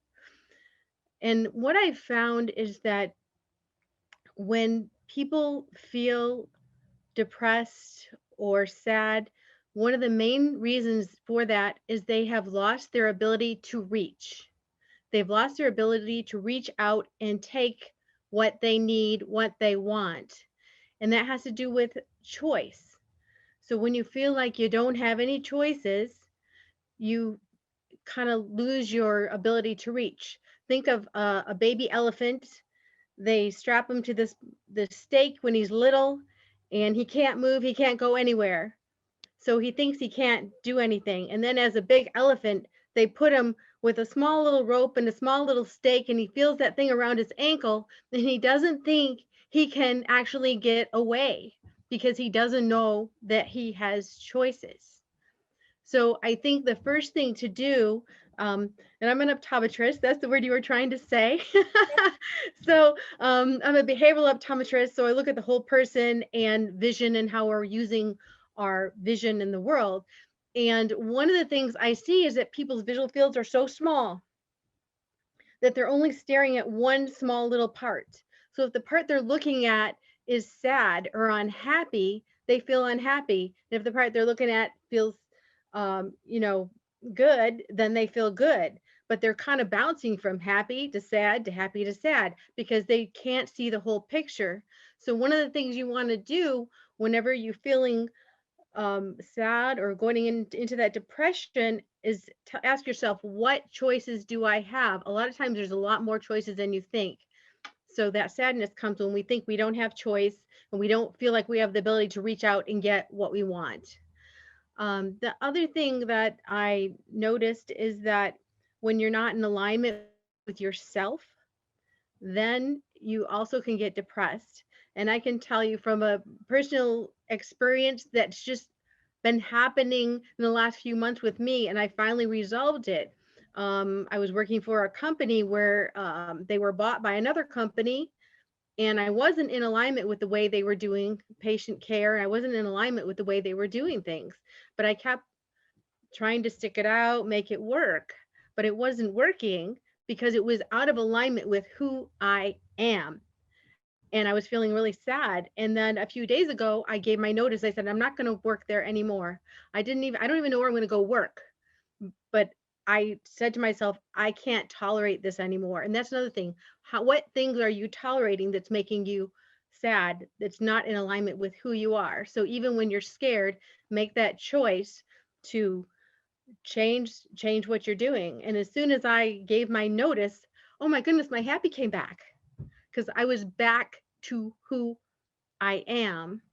So the other thing I just wanted to really encourage people, if you feel like you're going in that sad place, even when you're putting your happy face on, even when everything's looking okay, reach out to someone. And Gigi has brought together all these people, and you see the panel, you see their names.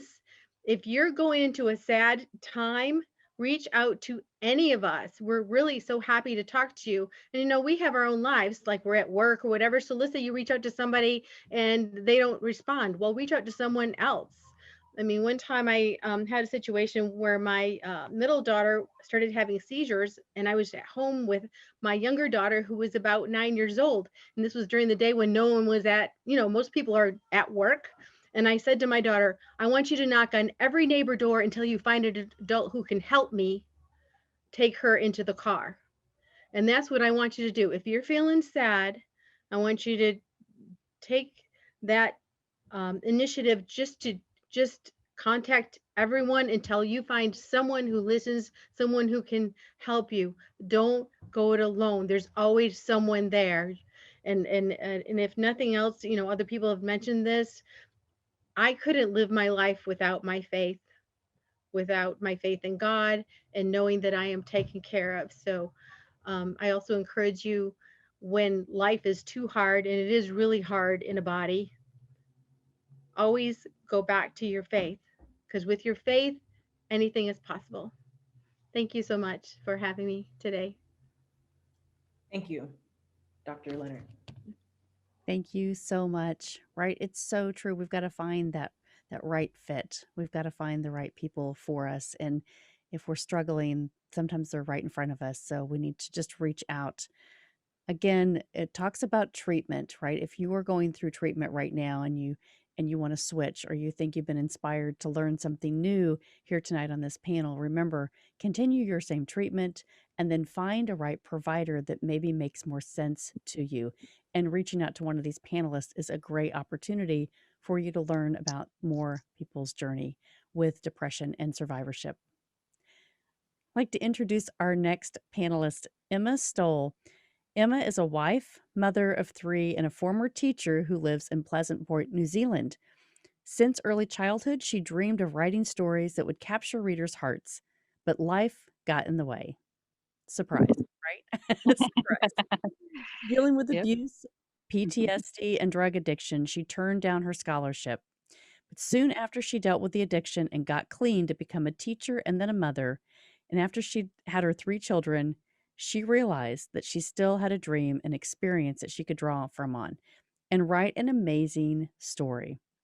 She specializes in breaking contemporary romance boundaries, combining mental health, poetry, and romance. Her #Bad Girl Trilogy novel, Beautifully Broken. It's the first Good Girl, Bad Girl trilogy and based on experiences with abuse, PTSD, and drug addiction. And it's all about becoming yourself and staying beautifully broken. Welcome, Emma. Hi, thank you for having me. I'm at a book signing today, so that's why I'm outside here speaking. So my experience with depression has been a long one. I came from abuse and had abuse from very, very young, very young age. And I remember it always making me scared and scared to speak out, scared at kindy. Then I was bullied at kindy. And the depression first started when I was a teenager. It's very important to, I think, keep lines of communication open with teenagers, because no one picked up that I had depression. And it's, oh, moody teenager. Oh, teenagers yell and scream and cry and lock themselves in their room all the time. But it got to the point where it was beyond what was normal, and my parents ended up kicking me out around about 16. And I mentioned last time on the suicide, talking about suicide, and I had a lot, maybe 3 or 4 years where I just kept attempting it. I wasn't doing anything apart from sitting depressed on drugs and that kind of thing. And I was on the floor praying after I lost my baby, and prayed for my life. I said, I just can't do this anymore. I won't survive if I keep living this life. And within 3 weeks, I'd gone to college, met my now husband. I got accepted to college, met my now husband, and moved flats. And then the depression has come back 2 or 3 times over my life. And each time I think it's important to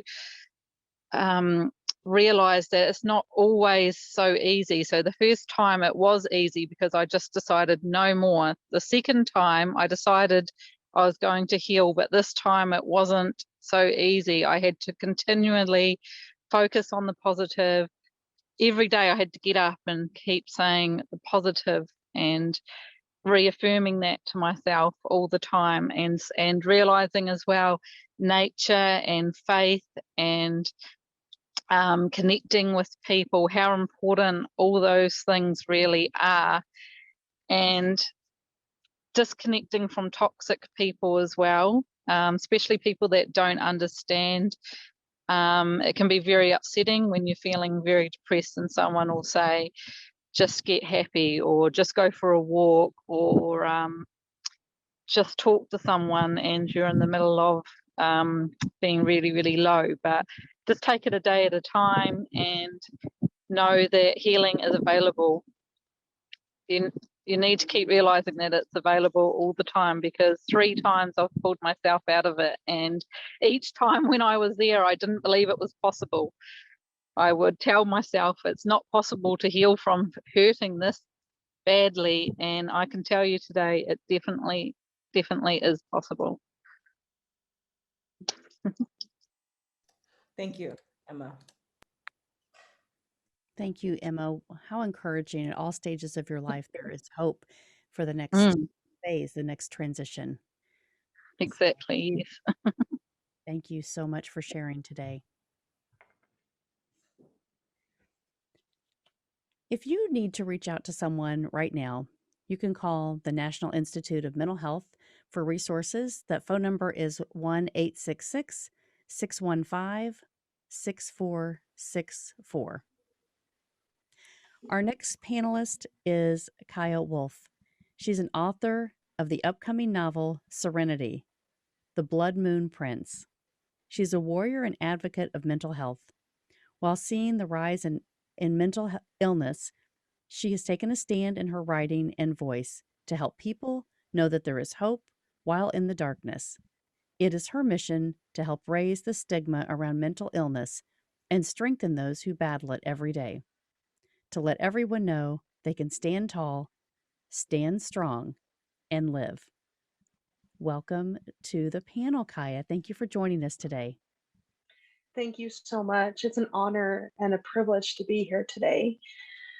My battle with depression started when I was a teenager. And my parents tried to get me help. They didn't know what to do. And when I denied having a problem, didn't see I had one, they let it go. What changes in my life would there have been if there had been more information when I was a teenager? Years later, I almost ended it all. I didn't know what to do. I was in such a dark place. That's all I saw was my pain. It was then I realized I had a problem. I didn't know what it was called or what it was, but I sought help. Sitting in that doctor's office for the first time to get help, my dad turned to me when he heard about my near-death experience. He told me about his sister who had taken her life years before I was born, and how it affected his family at that time. It hit me so hard that if I had lost my battle with depression, like my aunt, I would have left behind a river of pain. In the last few years, I've learned more about myself and my mental illness than I ever thought possible. As it was introduced, I am an author. And a couple of years ago, I took a writing course to improve my writing, being introduced, and shared this experience from a dear friend of mine. Little did I know that that course would change my life. Not only did it improve my writing, but it helped me see a different part of me, helped me dive deeper into myself and into my mental illnesses in a way that I didn't know could happen. It made me a better mother to my sons. My oldest being autistic, I worry about his mental health as mental illness runs in my family. I am his advocate, I'm his support. I don't want him suffering because I fail to see the signs. That writing course did change my life. I dove deeper into myself and found my purpose. It taught me how to see reality in a sea of fiction.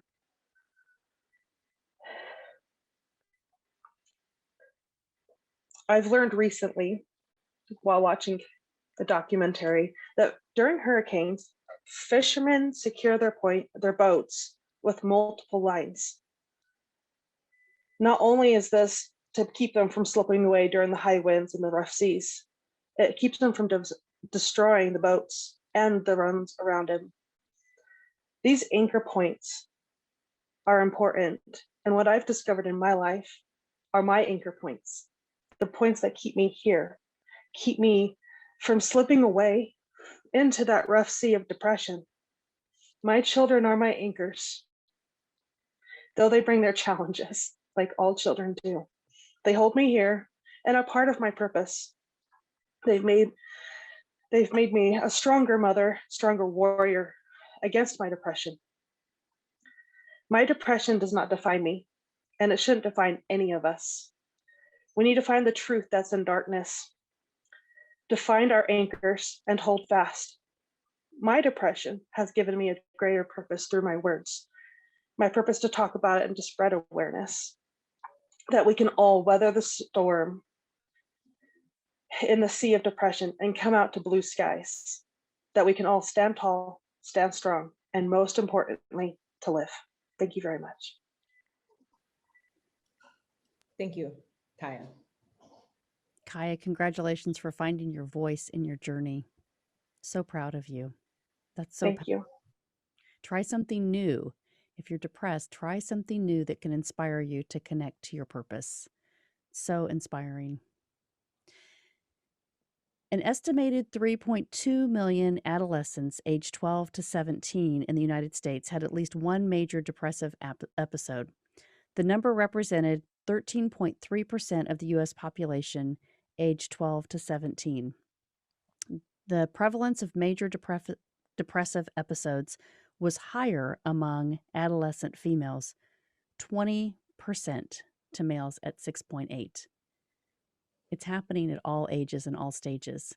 So like what we've heard over and over again, if you are finding someone in your life that needs help, reach out and try to get those resources for them. Our next panelist Welcome, Joe Nicasio. Thank you for joining us today. Author, speaker, and marketing coach. We're glad to have you here.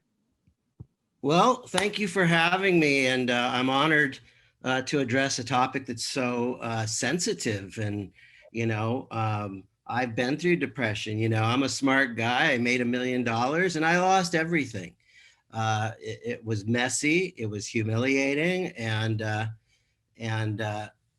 going back, nobody really wants to be depressed. We want to be delighted. But it's not easy in the middle of your funk. And, if you are having a meltdown, I just want you to know everybody's entitled to at least one in your life. So don't beat yourself up over that. I think there's 3 causes of depression, and I kind of organized it by before the meltdown, during the meltdown, and afterwards. So, I think before the meltdown, I think the biggest reason we go into depression is we get overwhelmed. We got so much on our plate. And I'm going to talk about how to fix these in a minute. The next one is, I heard a great definition of depression is anger turned inward. We cut ourselves up with like knives with our own words. And then the third thing I think that's a real problem, afterwards is we feel isolated and alone. So how do we fix all this? Beforehand, what's the cause of depression? I think there are 3 things that if we simplify number 1, we leave these complex lives where we put all these expectations. And one of the lessons I learned during the middle of my depression is, I want to do this and I want to do that and I can't do all this. There's this mania associated with it, and expect nothing. Like there's 2 ways to get everything you want in life. One is to work your ass off and go into battle. And the other is to just lower your expectation, where I expect nothing, and simplify.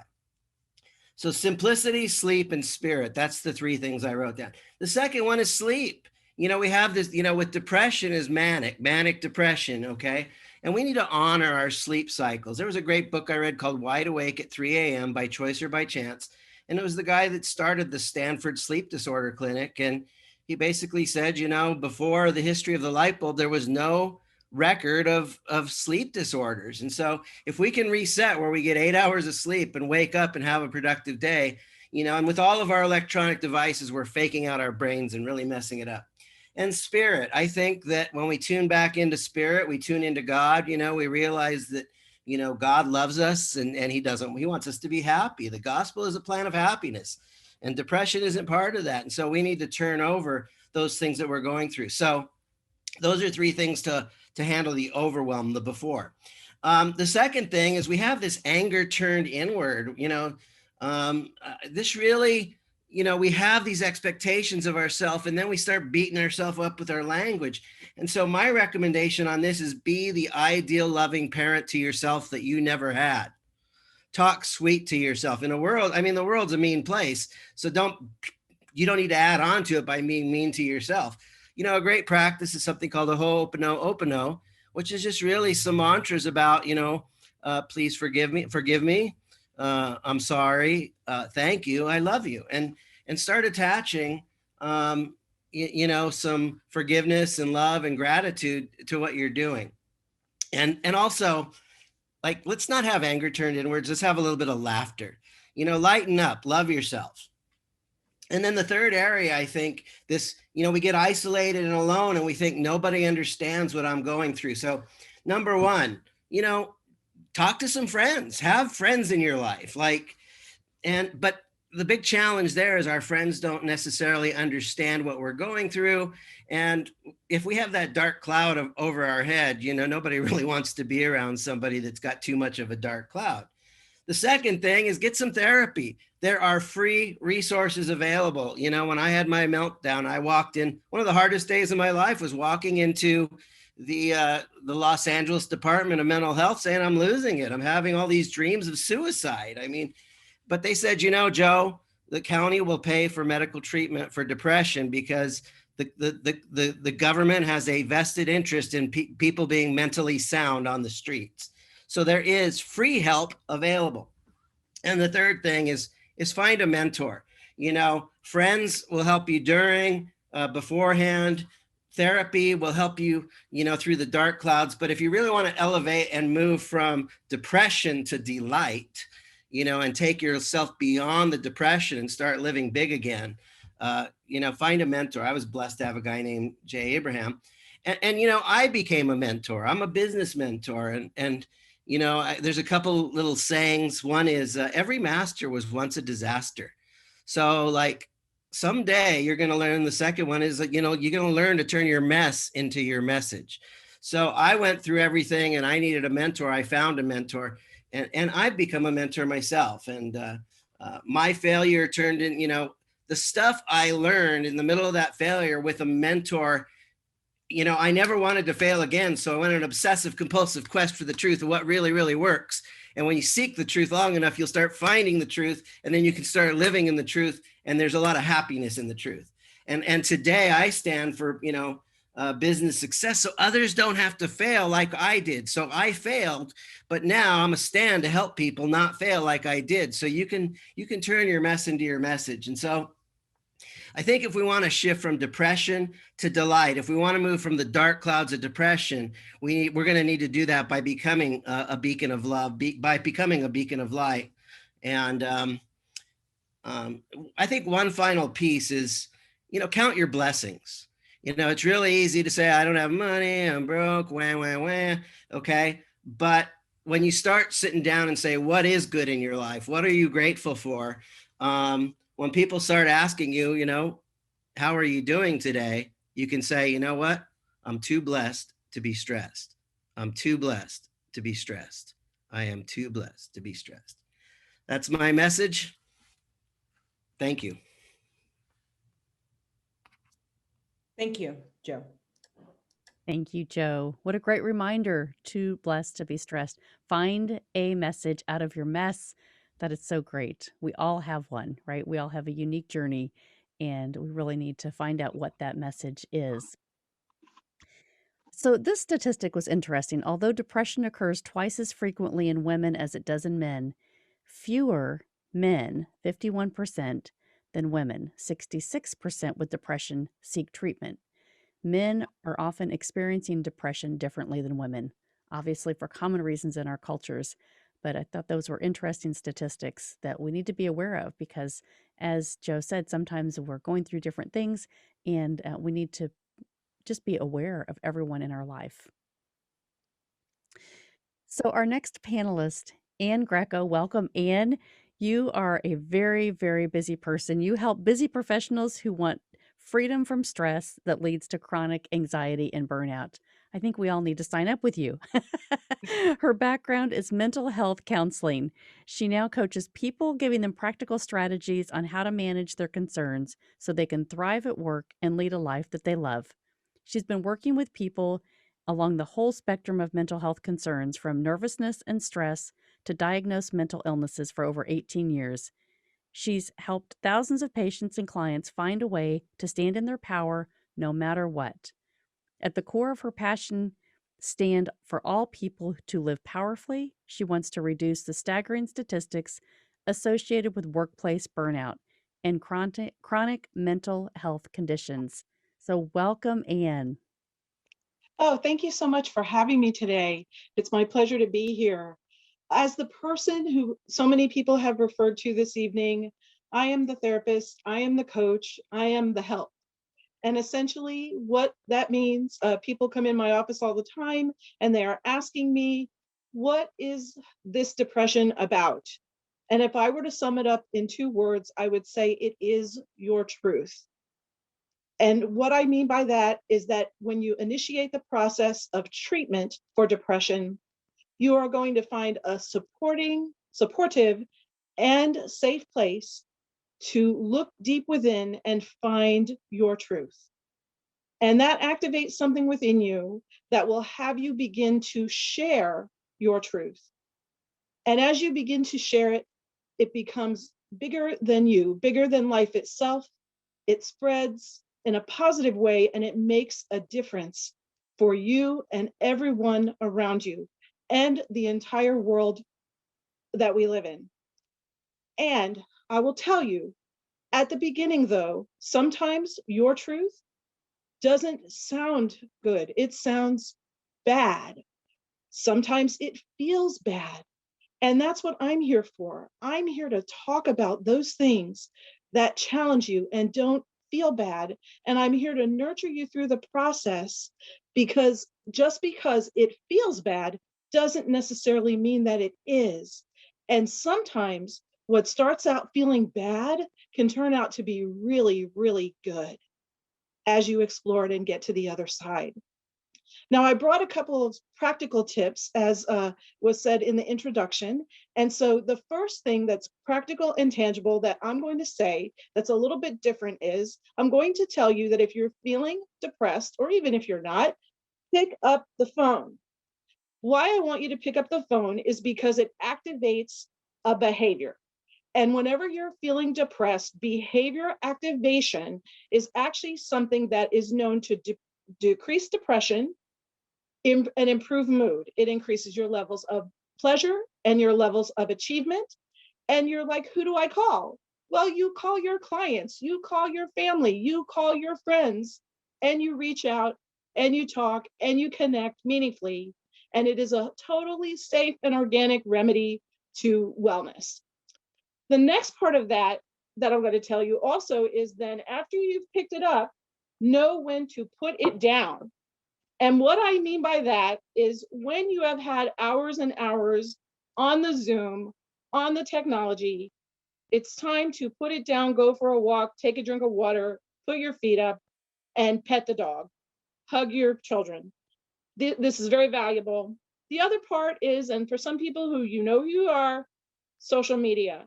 You're looking on there and you see somebody posting something that you think is about you, but it may or may not be about you because they never said a name.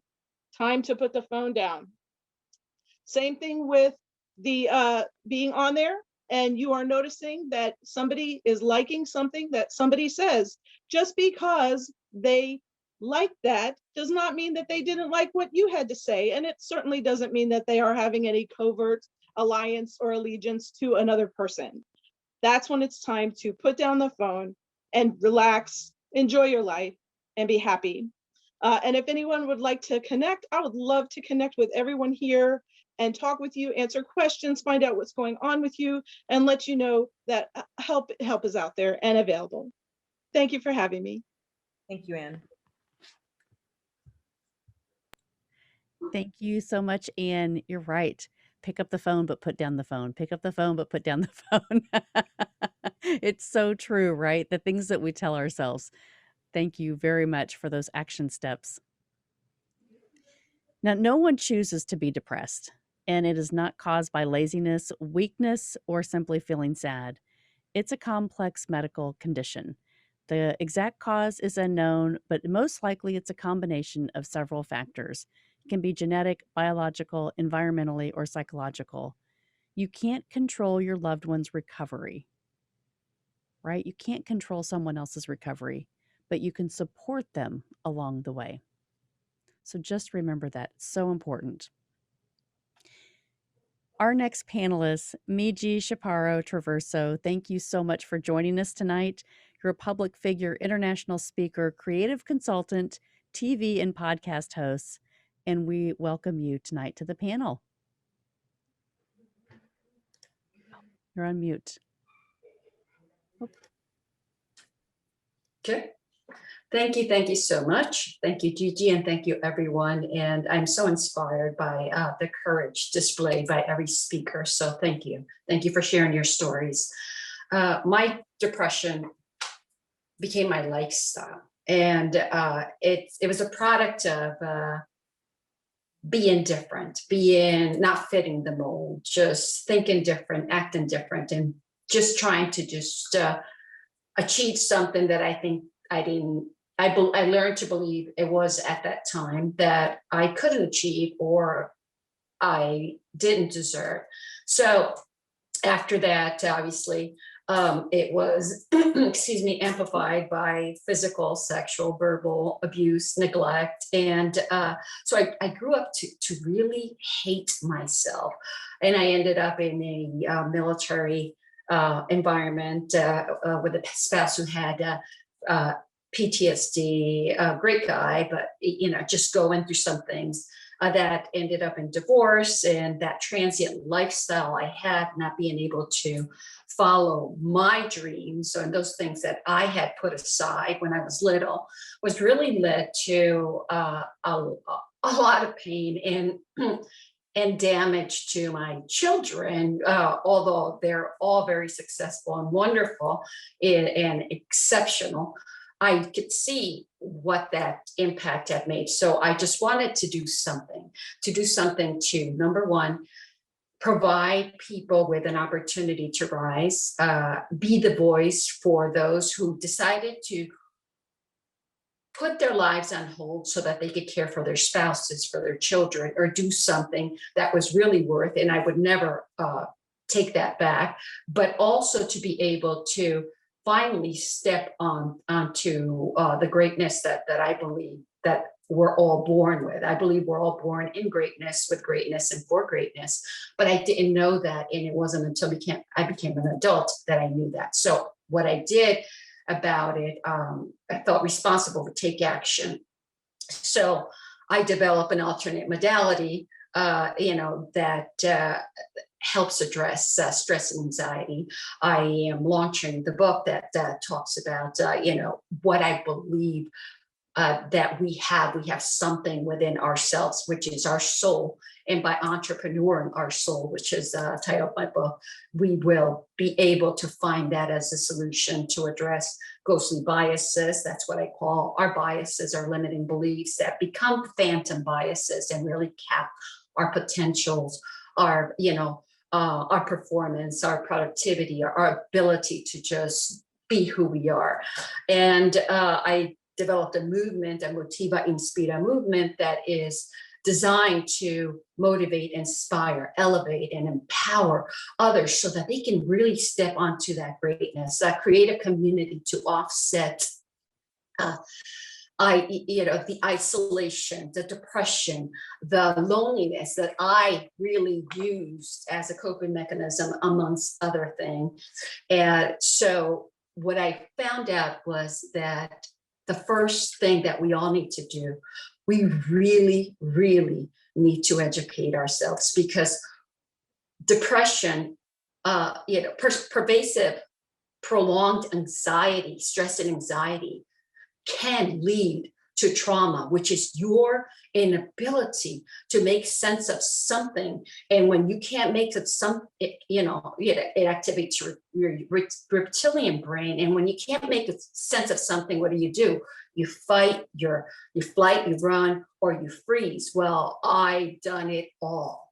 But what I did the most was I got to a point where I paralyzed so much that I just let life pass me by, and it wasn't healthy. It wasn't healthy for me or for my children, but I decided to use that voice. So I want to leave you with just a few things that I believe you can do, and a lot of this is based on a lot of research and a lot of incredible people that have done a lot of studies that I follow, and that, educating yourself. Number one, be in control of your circuits, in your brain, right? And learning about those things is really, really important. People talked about the serotonin, people talked about dopamine and all those things, right? So we're not going to get very technical, but learn about your brain and your body and your mind and your heart and how you function. Learn about how you are supposed to function in this world, because that's a solution. Then wake up and amplify that dopamine, that, those chemicals, right?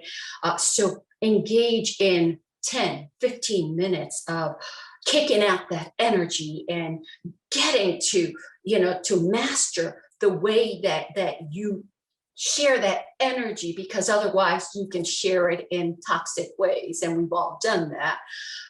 Then pick up a targeted goal and just say, I'm going to do this, engage that, that dopamine system, right? And be focused, just pick up a targeted goal and move towards it, because moving into it and anticipating something really, activates those circuits in your brain, and it just gets the energy. When you anticipate something, it's just like, oh my God, you have something to look forward to.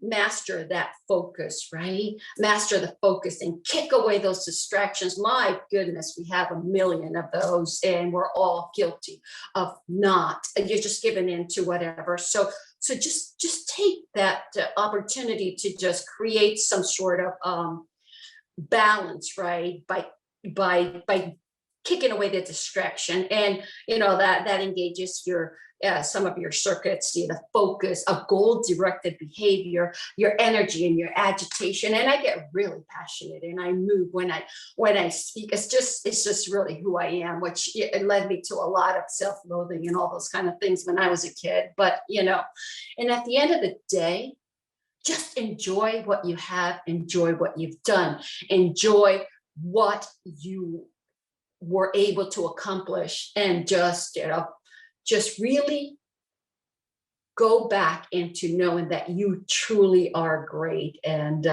once again, because we are all born in greatness, with greatness, and for greatness. And I wish you so much health. Thank you. Thank you, Miji. Thank you, Miji. Wonderful.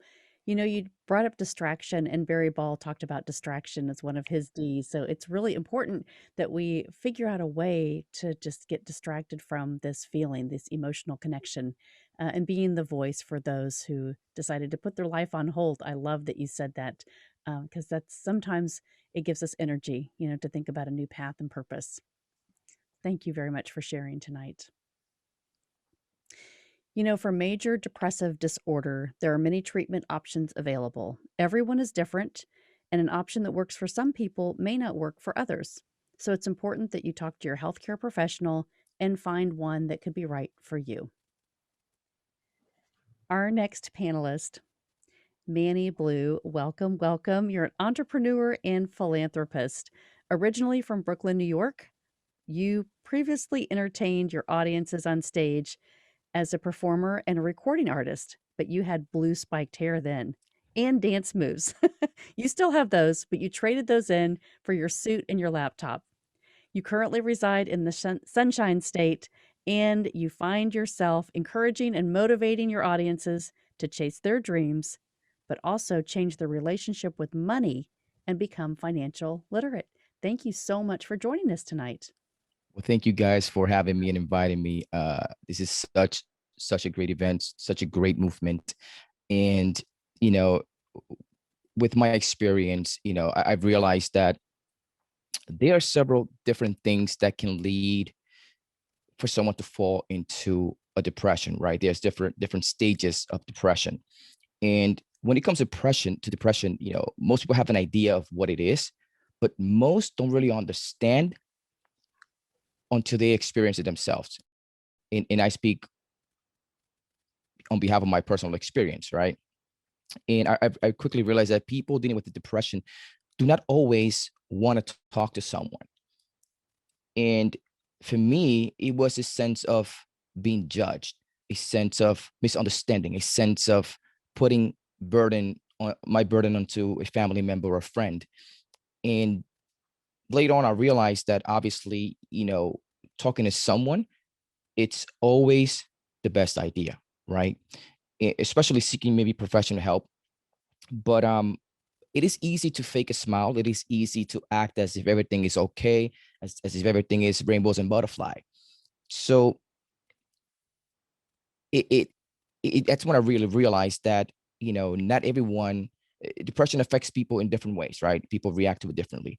But to anyone listening who may have a family member or friend that may be dealing with, or assume they're dealing with type of depression, what I want to say to you is, do not leave them alone. Make yourself accessible. Don't hover around them all the time, but let them know that you're there. Be around where they know that if they need you, they can reach out to you, right? And this came to me when I was dealing with my depression, right? So what happened in my situation was, what led me to fall into that depression was I hit a brick wall in my life, and everything was just going the opposite. It wasn't working out. And on top of that, the finances were not in good order. And as a father, as a husband, as a provider, I felt like I had all these, you know, I was supposed to know it all. I was supposed to have all the right answers. I was supposed to have, you know, the answers. And I had pressure on, I was putting pressure on myself. And you know, I guess it's just normal. It's, you know, for some of us, and to think that way. But the truth is, you don't have to know it all. You don't have to have all the answers. It's okay to feel vulnerable. But when I wanted to be alone, when I had this, you know, this fog in my head, and everything was just, you know, I was thinking of, you know, taking my life and ending it all, my kids will always be around. You cannot tell a young kid to go away when you want to, they don't listen. And I realized, wait a minute, maybe I should start forcing myself to be around people that I love, even when I don't want to. And again, you know, I didn't want to talk to anybody. My shoulder was my relationship with God. I prayed every day. I had conversations with God every day. And that's whom I was able to let my load off onto, right? Because he knew deep down inside, I didn't want to take my life. He knew I didn't want to feel that way. So I had to take a step back and analyze, right? Accept that what I was feeling, accept what I was going through, right? So the first key for me was acceptance. Then take a step back and analyze how did I get here? What led me to this situation? Then finding the solution, right? In the sense of finances, I needed to make myself more financial literate so that I can better my finances. And then realize that I am in control, that my current situation does not have to be my final destination. And it took some time to be able to reach to that point, but then reaching out, talking to other people, you know, I started to put the puzzle together. So I want to tell anyone that's listening that may be going through or experiencing something similar, or going through some type of level of depression, that it's okay to feel defeated. It's okay to feel not okay. It's okay to feel as if the world is crumbling down on you, because it's not the end. And especially to any male listening who's been told that seeking for help or asking for help is a sign of weakness. That is the dumbest advice given to me. And I want you to know that it's okay to be a man, feel defeated, and seek for help. It's okay. It's normal. It's just, you are being human. You are human. So I want to leave you with this. Your situation is going to lead for you to do bigger things. See, the storm that I went through opened up this path for me to be in this mission that I'm in today, a much bigger purpose. So I want you to know that this is not your final destination. And although you can't see it yet, you are going to do amazing things, that there is greatness within you, and that you matter, you are loved, and you are needed. Thank you. Thank you, Manny. Thank you, Manny. Your purpose, right? It goes right back to it. At every stage, you have a purpose. So thank you for sharing yours, and thank you for pouring into us tonight. So great to see you. The pandemic fueled mental health decline in America. At last year, the survey in December of 2020 was 42% of the people surveyed said they had symptoms of depression and anxiety. Compared to 2019, that statistic was 11%. So 31% greater statistical for people that are now experiencing this. Now it's 2021, so we can just imagine, right? So we need help, we need resources, and this is a great way to reach out to the people on this panel and post panel to the Facebook group to get the resources that you need. Our next panelist, I am so excited to welcome Olga Brooks. She is the quantum energy healer. She has an international best-selling author and co-authoring books. She's one of the leaders of the global movement Women of Contribution, inspiring women all over the world with her life story and the wisdom to heal, to be whole. Welcome, Olga. Thank you so much. Thank you, Gigi, for inviting me over here. I actually never thought that I would be speaking on that, but I'm really, really eager to share my own experiences and also all the research that I had done going through it.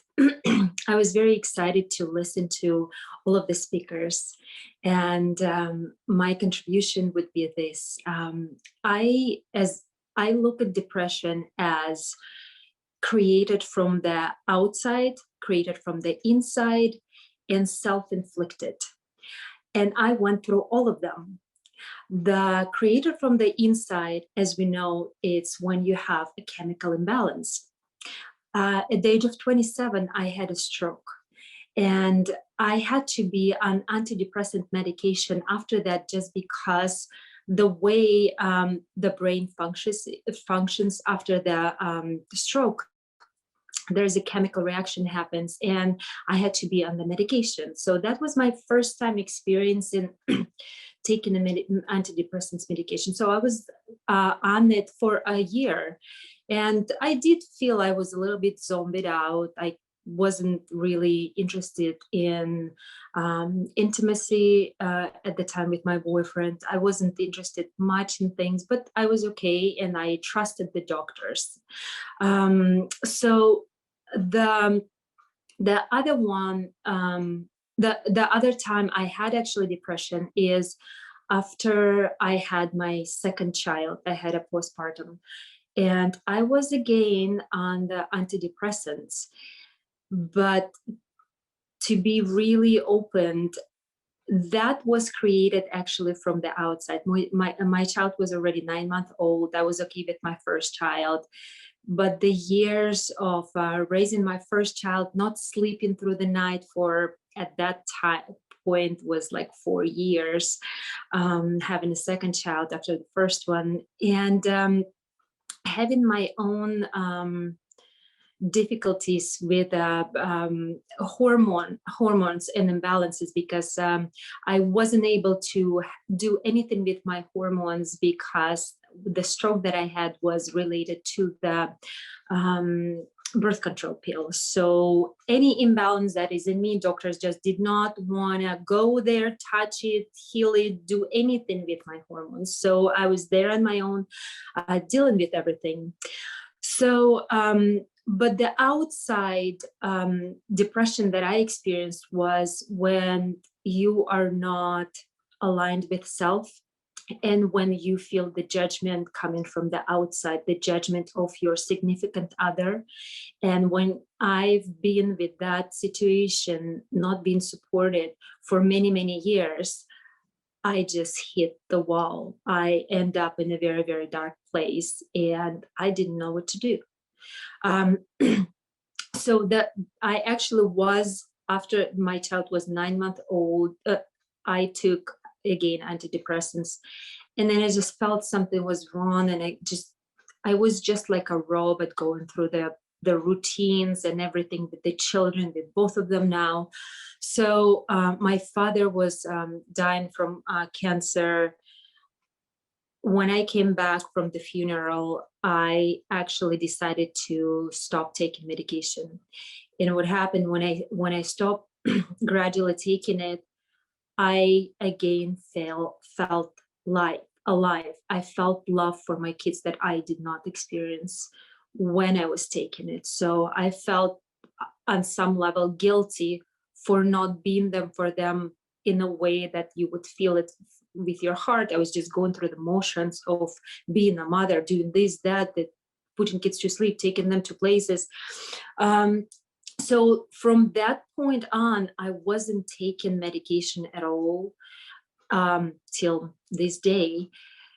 But what I had learned was when we have an outside influences in us while we are not aligned with self, when we are not strong enough within ourselves, when our inner energies are not aligned and we're bringing on other people's negativity and energies, it hits us that we get lost and don't even know how to function after that.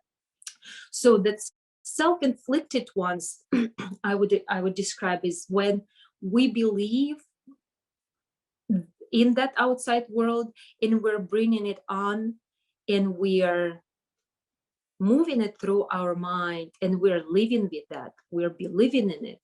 So what I had done, I went through difficulties with the divorce. After the divorce, I had a very, very emotional breakup with a boyfriend I had for 2.5 years. It almost killed me. I did not want to live anymore. I didn't want to try anything any longer. I didn't want to start from the beginning. I was done. I was exhausted from everything. And the difficult part that I find with myself, and maybe some people can relate, when to go to the psychologist or to go to look for help, smart people very often don't want to do that because they know already what they're going to get. They're going to have a person who would say what to do. And we already know that. But we're looking for something else. We're looking for something different. I had supportive friends. I had my mom. I had people who would say, well, you have to, but how about your children? I couldn't hear them. I could not hear them. So my recommendation to people who are, first of all, you do need to have that support, but I would recommend you to have not good friends. I recommend you to have amazing, amazing people around you. And I also would encourage you to be that amazing person. Not just a good person, not just a person, but the one who can really shake it out of you, who would show you the light, who would tell you and lift you up with their own energetic being. And that's how I create magic now in my life with my clients. It's just the energy that is within you. It moves, and other person who merges within your energy and it lifts you up. It really shifts your energetic being. I had reconnected with God on a very, very deeper level. Being a Christian believer from very, very young age, going through divorce, I had experienced some things that I was alone and I couldn't find the God. And then when I reconnected with God, I experienced an amazement of all of us, not just God, but us. And that is driving force now for me. I'm sorry, the force that is actually shows within me who we are, how strong we are, how wonderfully made we are, that we are already created beautiful and perfect from the beginning. And then somewhere in our lives, we get lost and we turn into these imperfect human beings. We are already so beautifully imperfect. So I just want everybody to remember that. But the practical advice, and I loved Donna talking about food and everything. It's so important to have that balance within you, that chemical balance.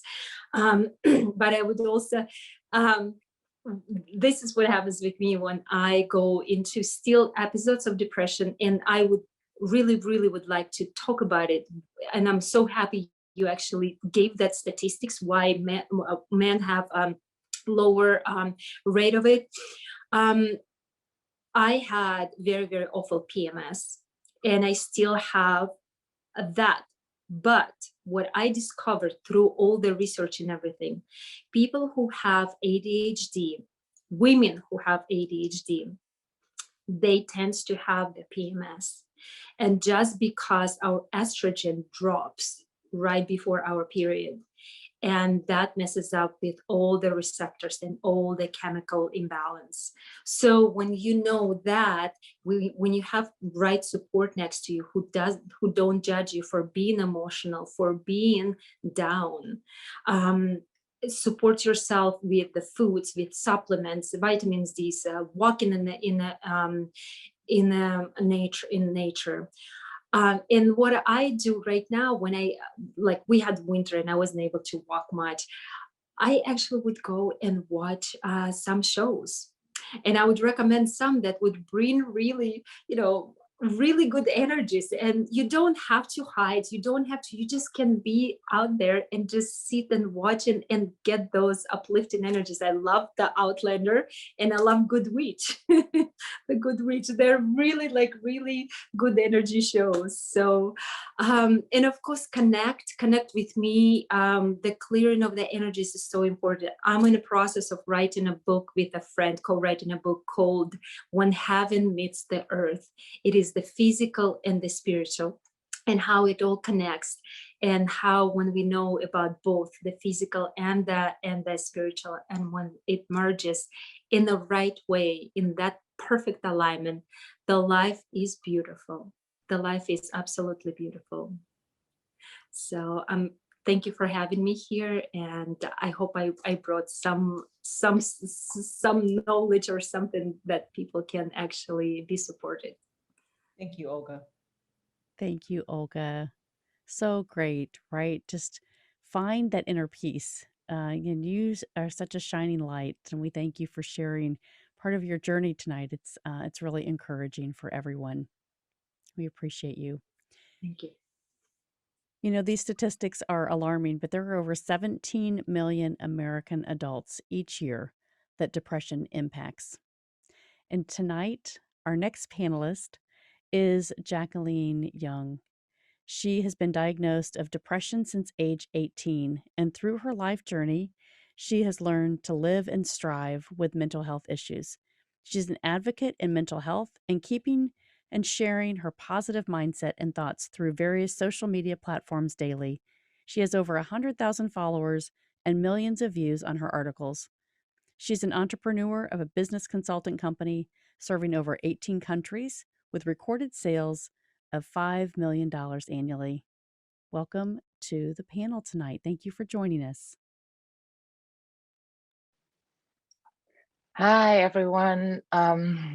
I am excited. I am inspired by everyone that's sharing your life experience. I have so much going on in my mind right now. I just share my experience and make it short. I would say that from an abusive father to an abused husband, lost one child who just lived for 2 minutes and lost another one when I got divorced.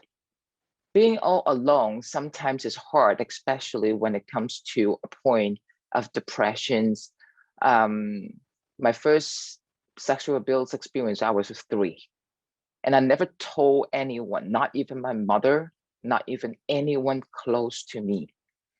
Why I brought this up is I believed that is a huge group in the depressions syndromes that I call ourselves the silence group. It could be because of our pride. It could be because of different kinds of reasons. We just don't reach out. Just don't want to bother people, don't want to put our problem onto other people. It's just don't reach out. And being attempted suicide 3 times, and thank God that I'm still alive. And the first time that I found peace when I was in church at age 18. And at that moment, friends around me thought that I have something wrong, and they actually brought me to therapies. And that's the only one-time therapies I have in my entire life, because I was not the first person, as in the incidents, to take that initiative to visit the therapies and seek for help. So instead of opening up myself and tell the therapist how I feel inside, I was trying to pretend denial that I'm fine. And I would never forget what she told me, the therapist. She said, if you don't help yourself, nobody can help you.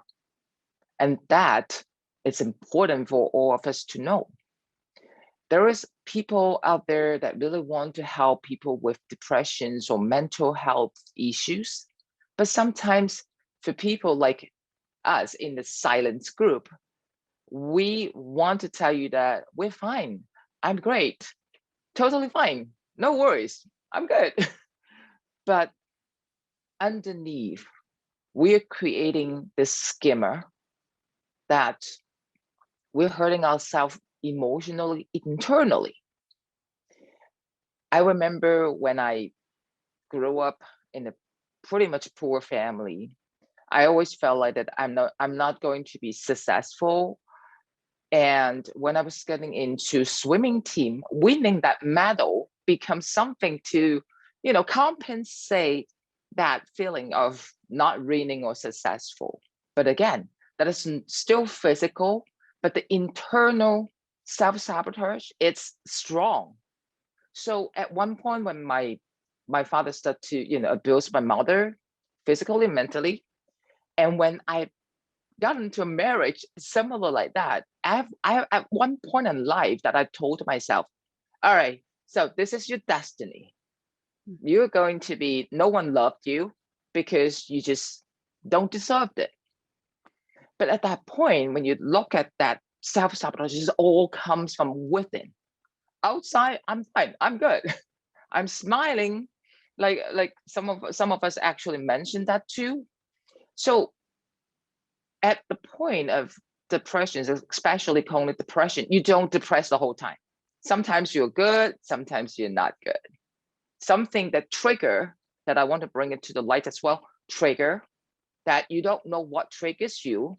It's hard to define a specific trigger for the depression to come and visit you again. It's just like a friend, not a good one, but they eventually maybe come and visit you again. So my recent visit of my depression's friend was last November. It was coincidence. I was studying psychology at that point. And I look at it like, oh my God, there is a list of syndromes. I'm like, tuck. Oh my God. Oh, my depression just came back. And being consciously to study your own. And that's the reason why I also sharing thoughts every day, because the silence group, they do not like your post. They don't comment to your post. They don't even talk to you. But there is always people that they read it. Maybe they can get some positive energy from that. And I would say that there's a lot of things that easier said than done. Yeah, tell the silence group to reach out is one thing that easier said than done. Absolutely. And so I talked to one of my, I call her sister because our birthday is only 4 days apart. And she's in the audience right now supporting me. She's my best friend.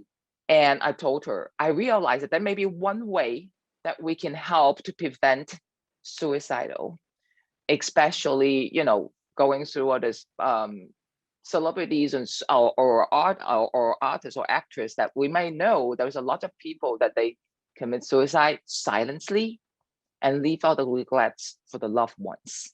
And if we can do a little more conscious thoughts about that, is to pick up what you would do when you're depressed. For me, I bake. I keep baking every day, but I don't eat them. I just keep baking. So I told my best friend, I said, if you realize that I keep talking about baking, that there's something wrong with me. So it's kind of like a signal that if you went through that, you may be able to consciously look at yourself and ask yourself, what would I do? Some people clean homes. I have a friend, if you go to her home and she's cleaning most of the time, even though it's completely clean, there is no dust, but she's still cleaning, then she might be a signal of depression. Everyone is different. when we feel depressed, we did something to try to balance, like I said, compensate that kind of feeling down, and we would do something. So find the close person to you and tell them what is your signal, so that the silence group get to have a little signal. I hope this will help people like me in the silence group, because silence groups, for tons of reasons, they just don't reach out. And no matter how many times you ask them, they still tells you the same thing. I'm fine, I'm good. And I think that is important, because none of us want to see any tragedies happen again and again. And also, when that happened, also trigger people to think of that too. And like I said, the first time that I found peaceful was in church. But I have to admit it, I left God behind, didn't talk to him for a long, long time. Until that's a moment, it was December, 2 days before Christmas. I suddenly felt God said to me, hey, I gave you all this experience for a reason. Don't sit on it. You learned so much through your life with depressions and all this experience you learned. Now you go get this out and help someone. So I believe that God gave us experience in life for his purpose. If we know that, and turn the mess into message, this is really a great point to make. And besides that, I also want to address one thing is, most of us, we talk about our experience. Most of us suffer from childhood. If you look at the mental health statistics, you realize that age 6 to 17 has actually quite a huge amount of reported mental health issues. Mental health and physical health is the same thing. They are together. Without one, you will not get the other one.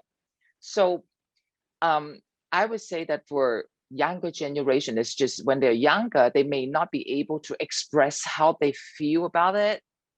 They may, as parents, we may be, losing sight on how they feel about it.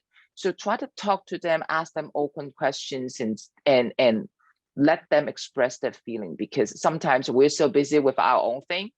Although my child is not with me, but we're so busy with our own things that we actually overseeing the children's need, that they might have a problem.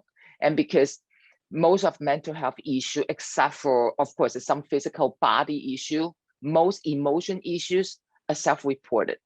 So if they do not tell you, you don't know.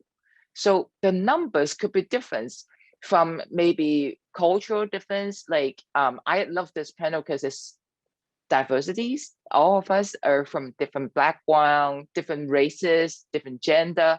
Depression doesn't choose whether you're women or men, or you're black or white, or you're yellow like me. It doesn't matter. It's just a human thing. So looking into it is just, it happened to happen. And what we can do is try to consciously to pick why you think what you think. I have a question I always ask myself: will you love yourself if you ever met yourself?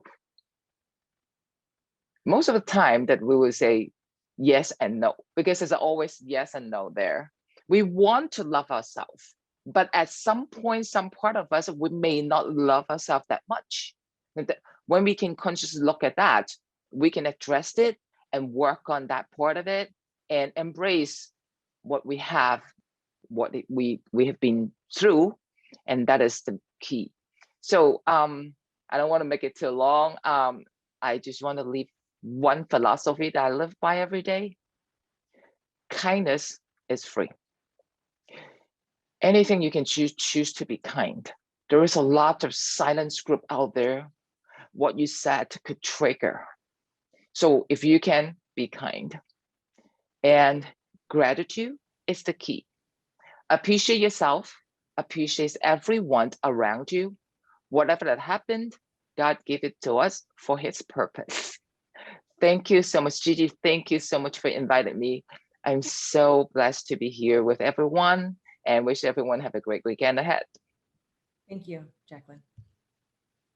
Thank you, Jacqueline. You know, some notes that I took earlier on when you were talking about viewing things in your life that didn't really fit who you were going to become. And so you had to change that view and you really had to change that mindset. So I applaud you for that. That's a long journey. And so go bake. You remind us to go find those things that we really enjoy to change that view. The next segment is our sponsors, everyone that has helped put this event together. And Gigi, again, thank you so much for hosting and gravitating all of us together to make sure that this is just a tremendous event for resources. And I'd like to start off, Lakeisha James, she has been one of our event planners and really coordinators for all of these events. She's a corporate event planner, set designer, mentor, author, and Atlanta chapter leader for the World Women Conference and Awards. And Lakeisha, thank you so much for all you do for us.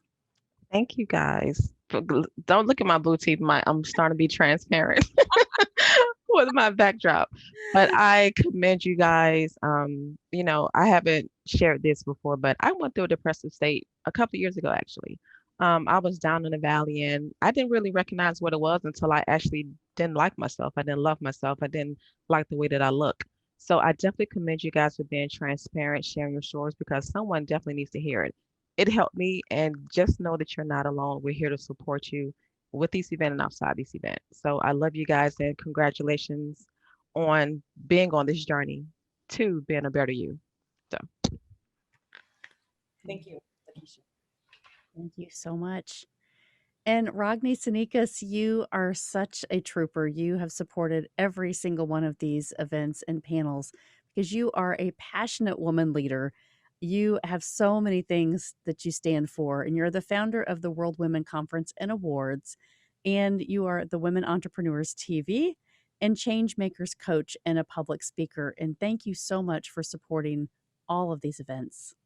Oh, this has been a great honor to do so, because those topics are absolutely crucial to raise awareness and really voice out. And as every single speaker has told today, you are not alone. You need to voice out. I know that, as Manny was saying, that not everybody wants to talk when you are under depression, and that's so true. But another thing which was also mentioned, exercising, not exercising and not feeling that you want to do that. And as Donna Campbell was saying about serotonin, I want to just add on something which I think can be a great game changer for someone who is listening today. I want to talk about cortisol. And cortisol is the fear hormone, which is the highest first thing in the morning. So if you really want to sort of change your game, then what you need to do as soon as you wake up, and the earlier you do, the better. I'm the 5 a.m. Club member, but whatever you do, whatever time it is, 20 minutes of intense exercise. You wanna sweat. You just don't wanna walk or stretch. You wanna sweat. And what does it do? When you sweat, you release brain-derived neurotrophic factor, which is going to repair the brain cells that are damaged by stress. And it promotes faster processing, which allows you to think better during the day. And it's also good when, for example, you feel angry, you feel devastated, then instead of acting on something, put your shoes on and go and run as fast as you can, or bicycle, or do something which really will chemically change your mindset. And just keep that in mind, that with better awareness, you're able to make better decisions. And with better decisions, you will get better results. So whatever you picked up today, then let it in, not just on intellectual, but emotionally. So because until you are dragging your past with you, the toxic feelings, past hurts, you will never deliver the creativity, productivity, performance, and peace that you're looking for.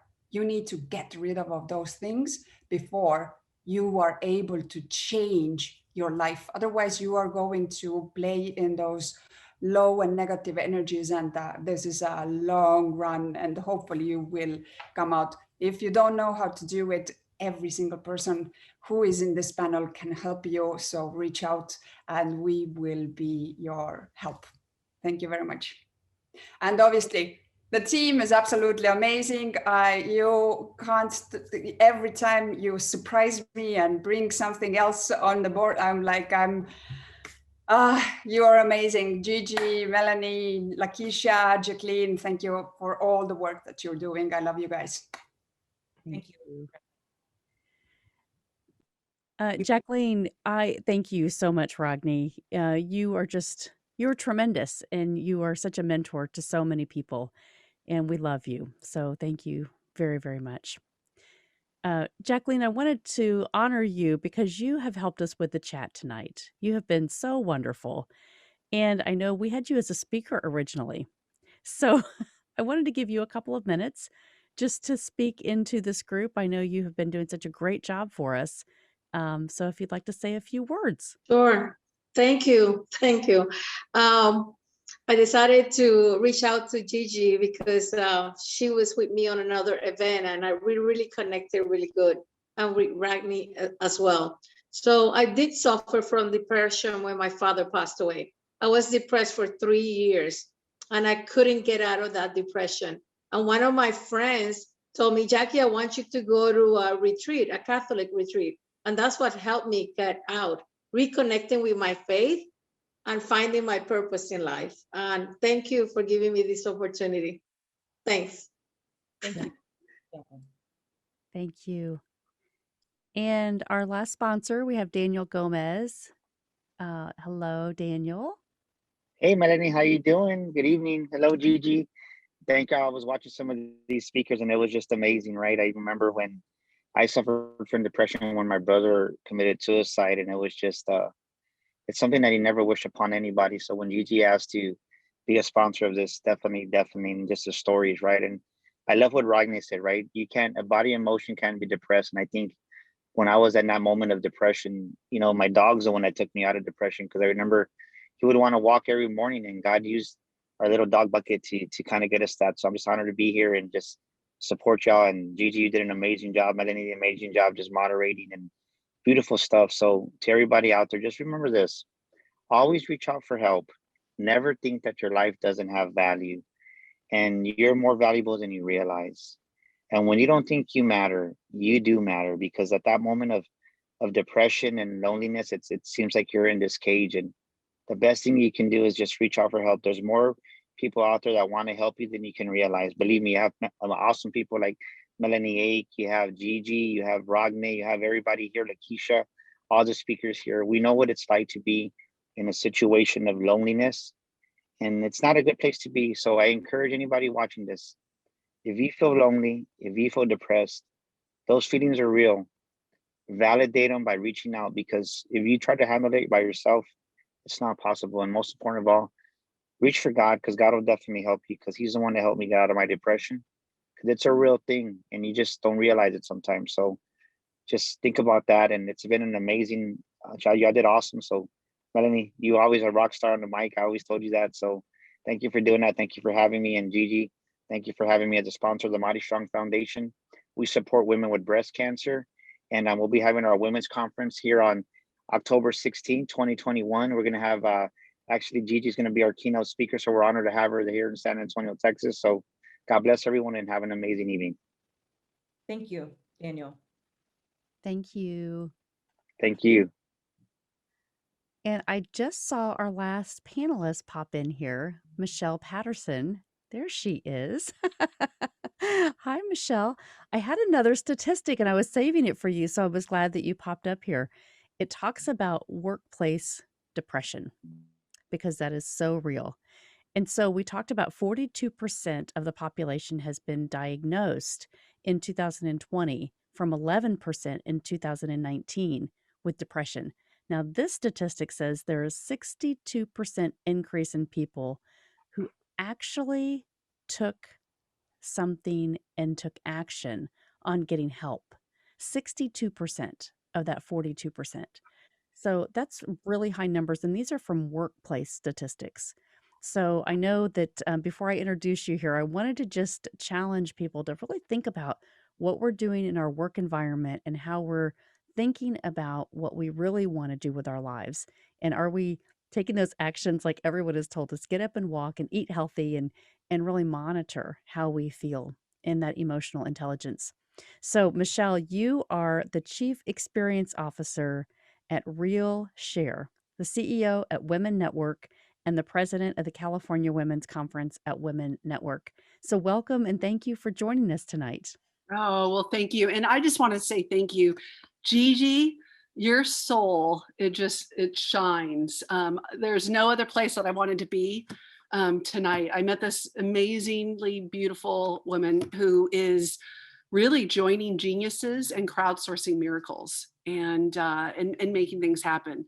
So I think your question to the audience is a great one because it's something that all of us really have to look at. I had an amazing couple years, and just to share with the audience, I was diagnosed with stage 4 breast cancer, and I was given 90 days to live. That was back in 2019. It was April 15th.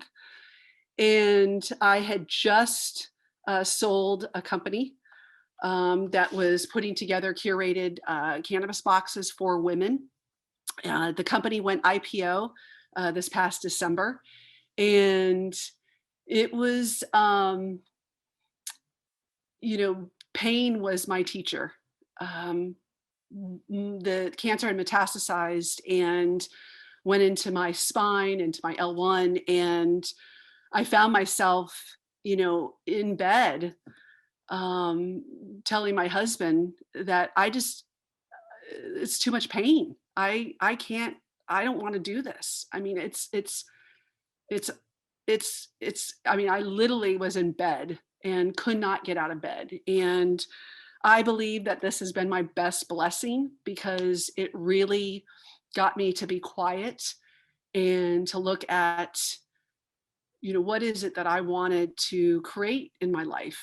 And, and since this created the Real Share, which is a place that women and men can go to when they're in a state of flight and fright, and they can have a safe zone, where they can get into a creative space.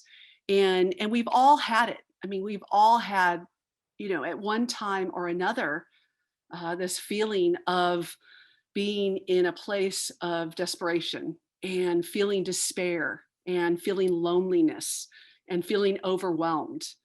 And it affects every one of us. It doesn't matter, if you are running a company and the CEO of a company, or you are running a household and getting the things that your family needs from you. We all have this mindset. And my message is very, very simple. And that is choose you. Choose you. I just celebrated 50 last year, and it has truly been my best year on the planet.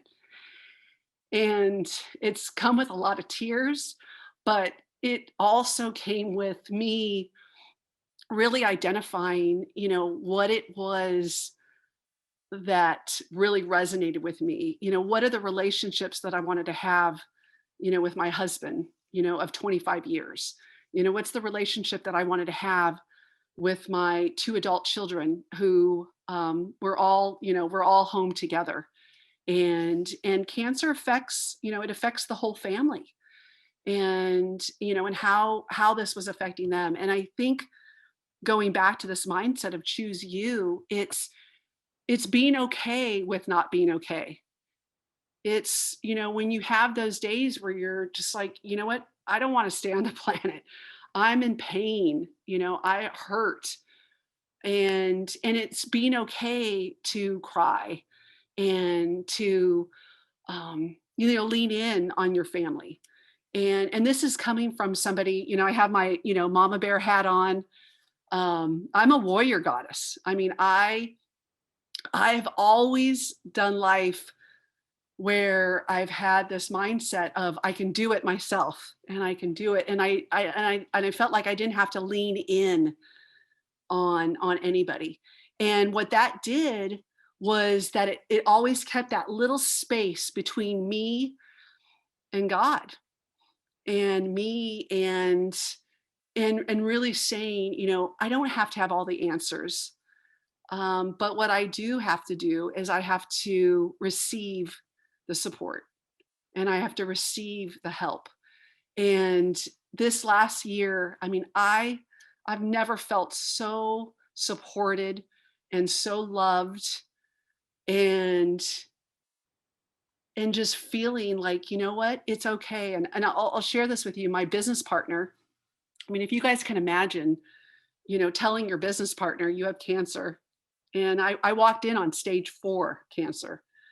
And I had been complaining for about 6 months saying that my left side hurt. And the doctor sent me home saying I had a pinched nerve.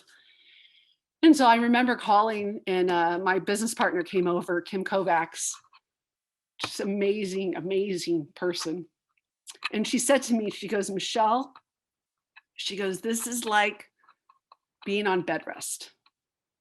And she goes, this is your time to heal and love on yourself.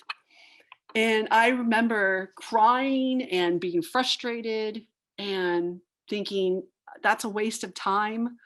You know, I can suck it up and I want to stay with my purpose, which was bringing healing modalities. I had been producing the California Women's Conference that turned into the Women's Conference, had the honor of taking over Maria Shriver's role.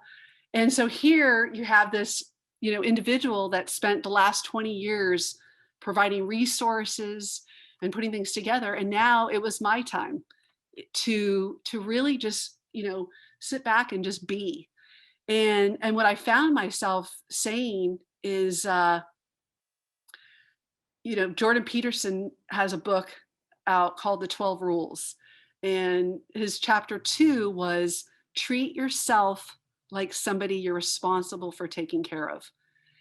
And that, to me, my husband, you know, said it to me. It was a Thursday night. We live on the lake. My child had just come home from school and had been having some health issues and went into the hospital for 23 nights. And I remember my husband looking at me. I was going in the next day for a biopsy. And he said, he goes, Michelle, he goes, you need to treat yourself like somebody you're responsible for taking care of. You need to be a mama bear for you. And I went in, I did the biopsy the next day, and Tuesday we got the results back. And I remember sitting back and just thinking, wow, you know, this is an opportunity for me to love me like God loves me.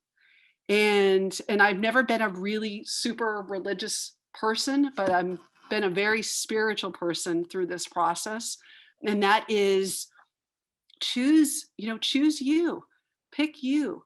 And once I started doing that and being candid with the folks, you know, that were my doctors, I put a team of doctors together and I started doing these Zoom calls before COVID hit. And I was sharing with this team of doctors and I was saying to them, you know, asking for their opinions and asking for their feedback. And they disagreed. They weren't all on the same page. Some of them thought I should do radiation. Some of them thought I should do chemo. Some of them thought, you know, I needed to do a spiritual retreat. And so I took all that information in And I prayed and I meditated and I developed the most beautiful relationship with my family. And I'll share with you guys this morning, my 21-year-old son came in and we just were being together, and he was loving on his mom, and we were snuggling. And I didn't have that before. I didn't have it before this blessing. And so my message, to all of you is choose you. You know what you need.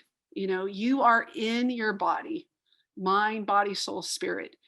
And when we get really real about what we need, and we recognize, that we, as women, as mama bears, as papa bears, have been making the best decision we can with the resources that we have available, there is no shame in that. And when we can come together and start sharing information with one another, that's what I did. And 2 years later now, I'm able to sit before you on Monday. And Gigi, I totally wanted to share this with you. On Monday, I got my best PET scan back after 2 years.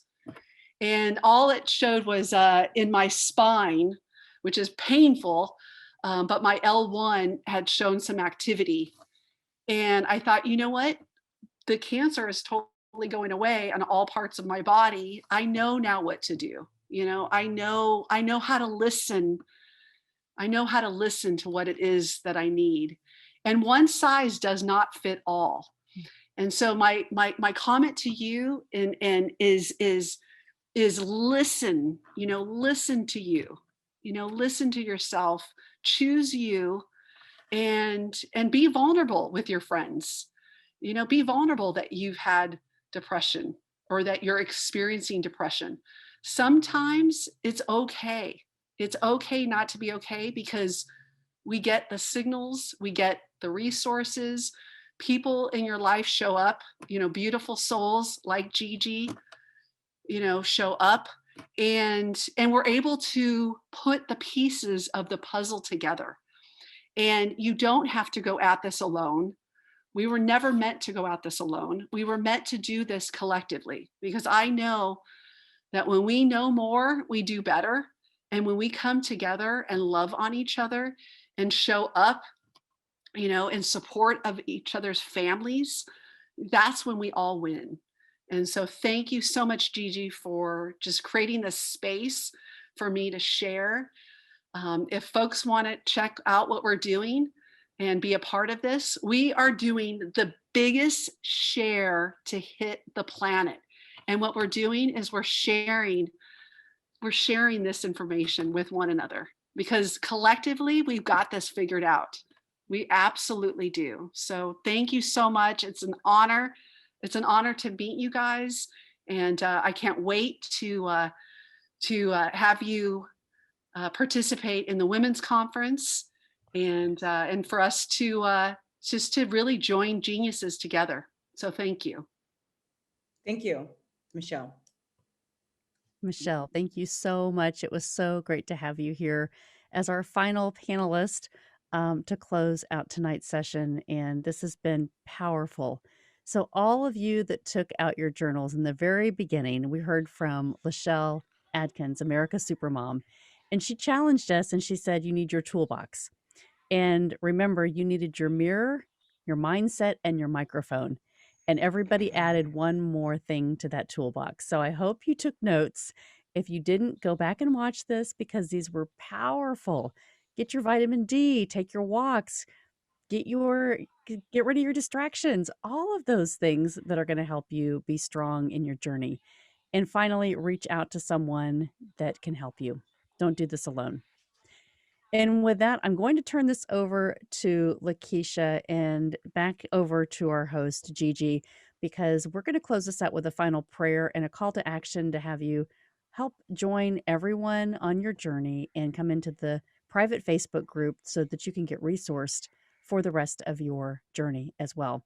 So ladies, thank you so much. And it's been a pleasure being the MC for this event. Thank you, everyone, for being here today. I truly appreciate you. Thank you to our speakers and our sponsors as well. You all are truly inspiring. Your stories are someone else's hope. And remember, no matter what in this lifetime, to never give up.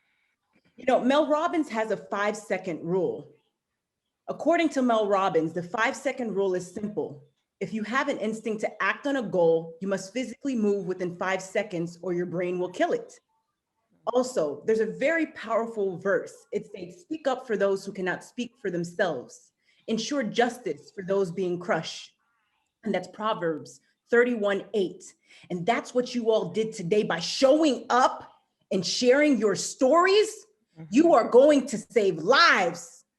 And understand this, you are more than your stories. Today, you all have educated others in regards to depression. You all have raised awareness about depression. Remember this, Joshua 1:9 states, haven't I commanded you be strong and courageous? Do not be afraid or discouraged, for your Lord your God is with you wherever you go. Therefore, remember, God is with you wherever you go. Never give up. In this lifetime, when you get knocked down, you get back up and you keep fighting no matter what. Now, the call to action after this event today is to join our depression discussion group. There, this discussion continues in a positive manner. And what better place than a group of leaders who have survived depression themselves, a group of experts, so that you can express yourself freely in a safe place. Join us today. And also, Jacqueline will put in the chat box the National Hotline for Mental Health. You are not alone. Reach out. You have folks on this panel who are willing to help you as well. Reach out. You are not alone. Thank you all. And I'll turn it back over to Lakeisha James to end the event with a prayer. Bow your heads. Father, in the name of Jesus, we thank you, Father, for this day. We thank you, Father, for this day that you've made, and we're really sealing and rejoicing in it, Father. We thank you for this platform that Gigi created, Father. We thank you for landing on her heart to talk about topics that are hard to discuss. We thank you for each and every person that had a story, Father, because we all have a story. We thank you right now for their transparency. We thank you for allowing us to be a support, allowing us to have ears, Father. We thank you right now for not leaving us nor forsaking us. And Father, we thank you for being our foundation, our first love.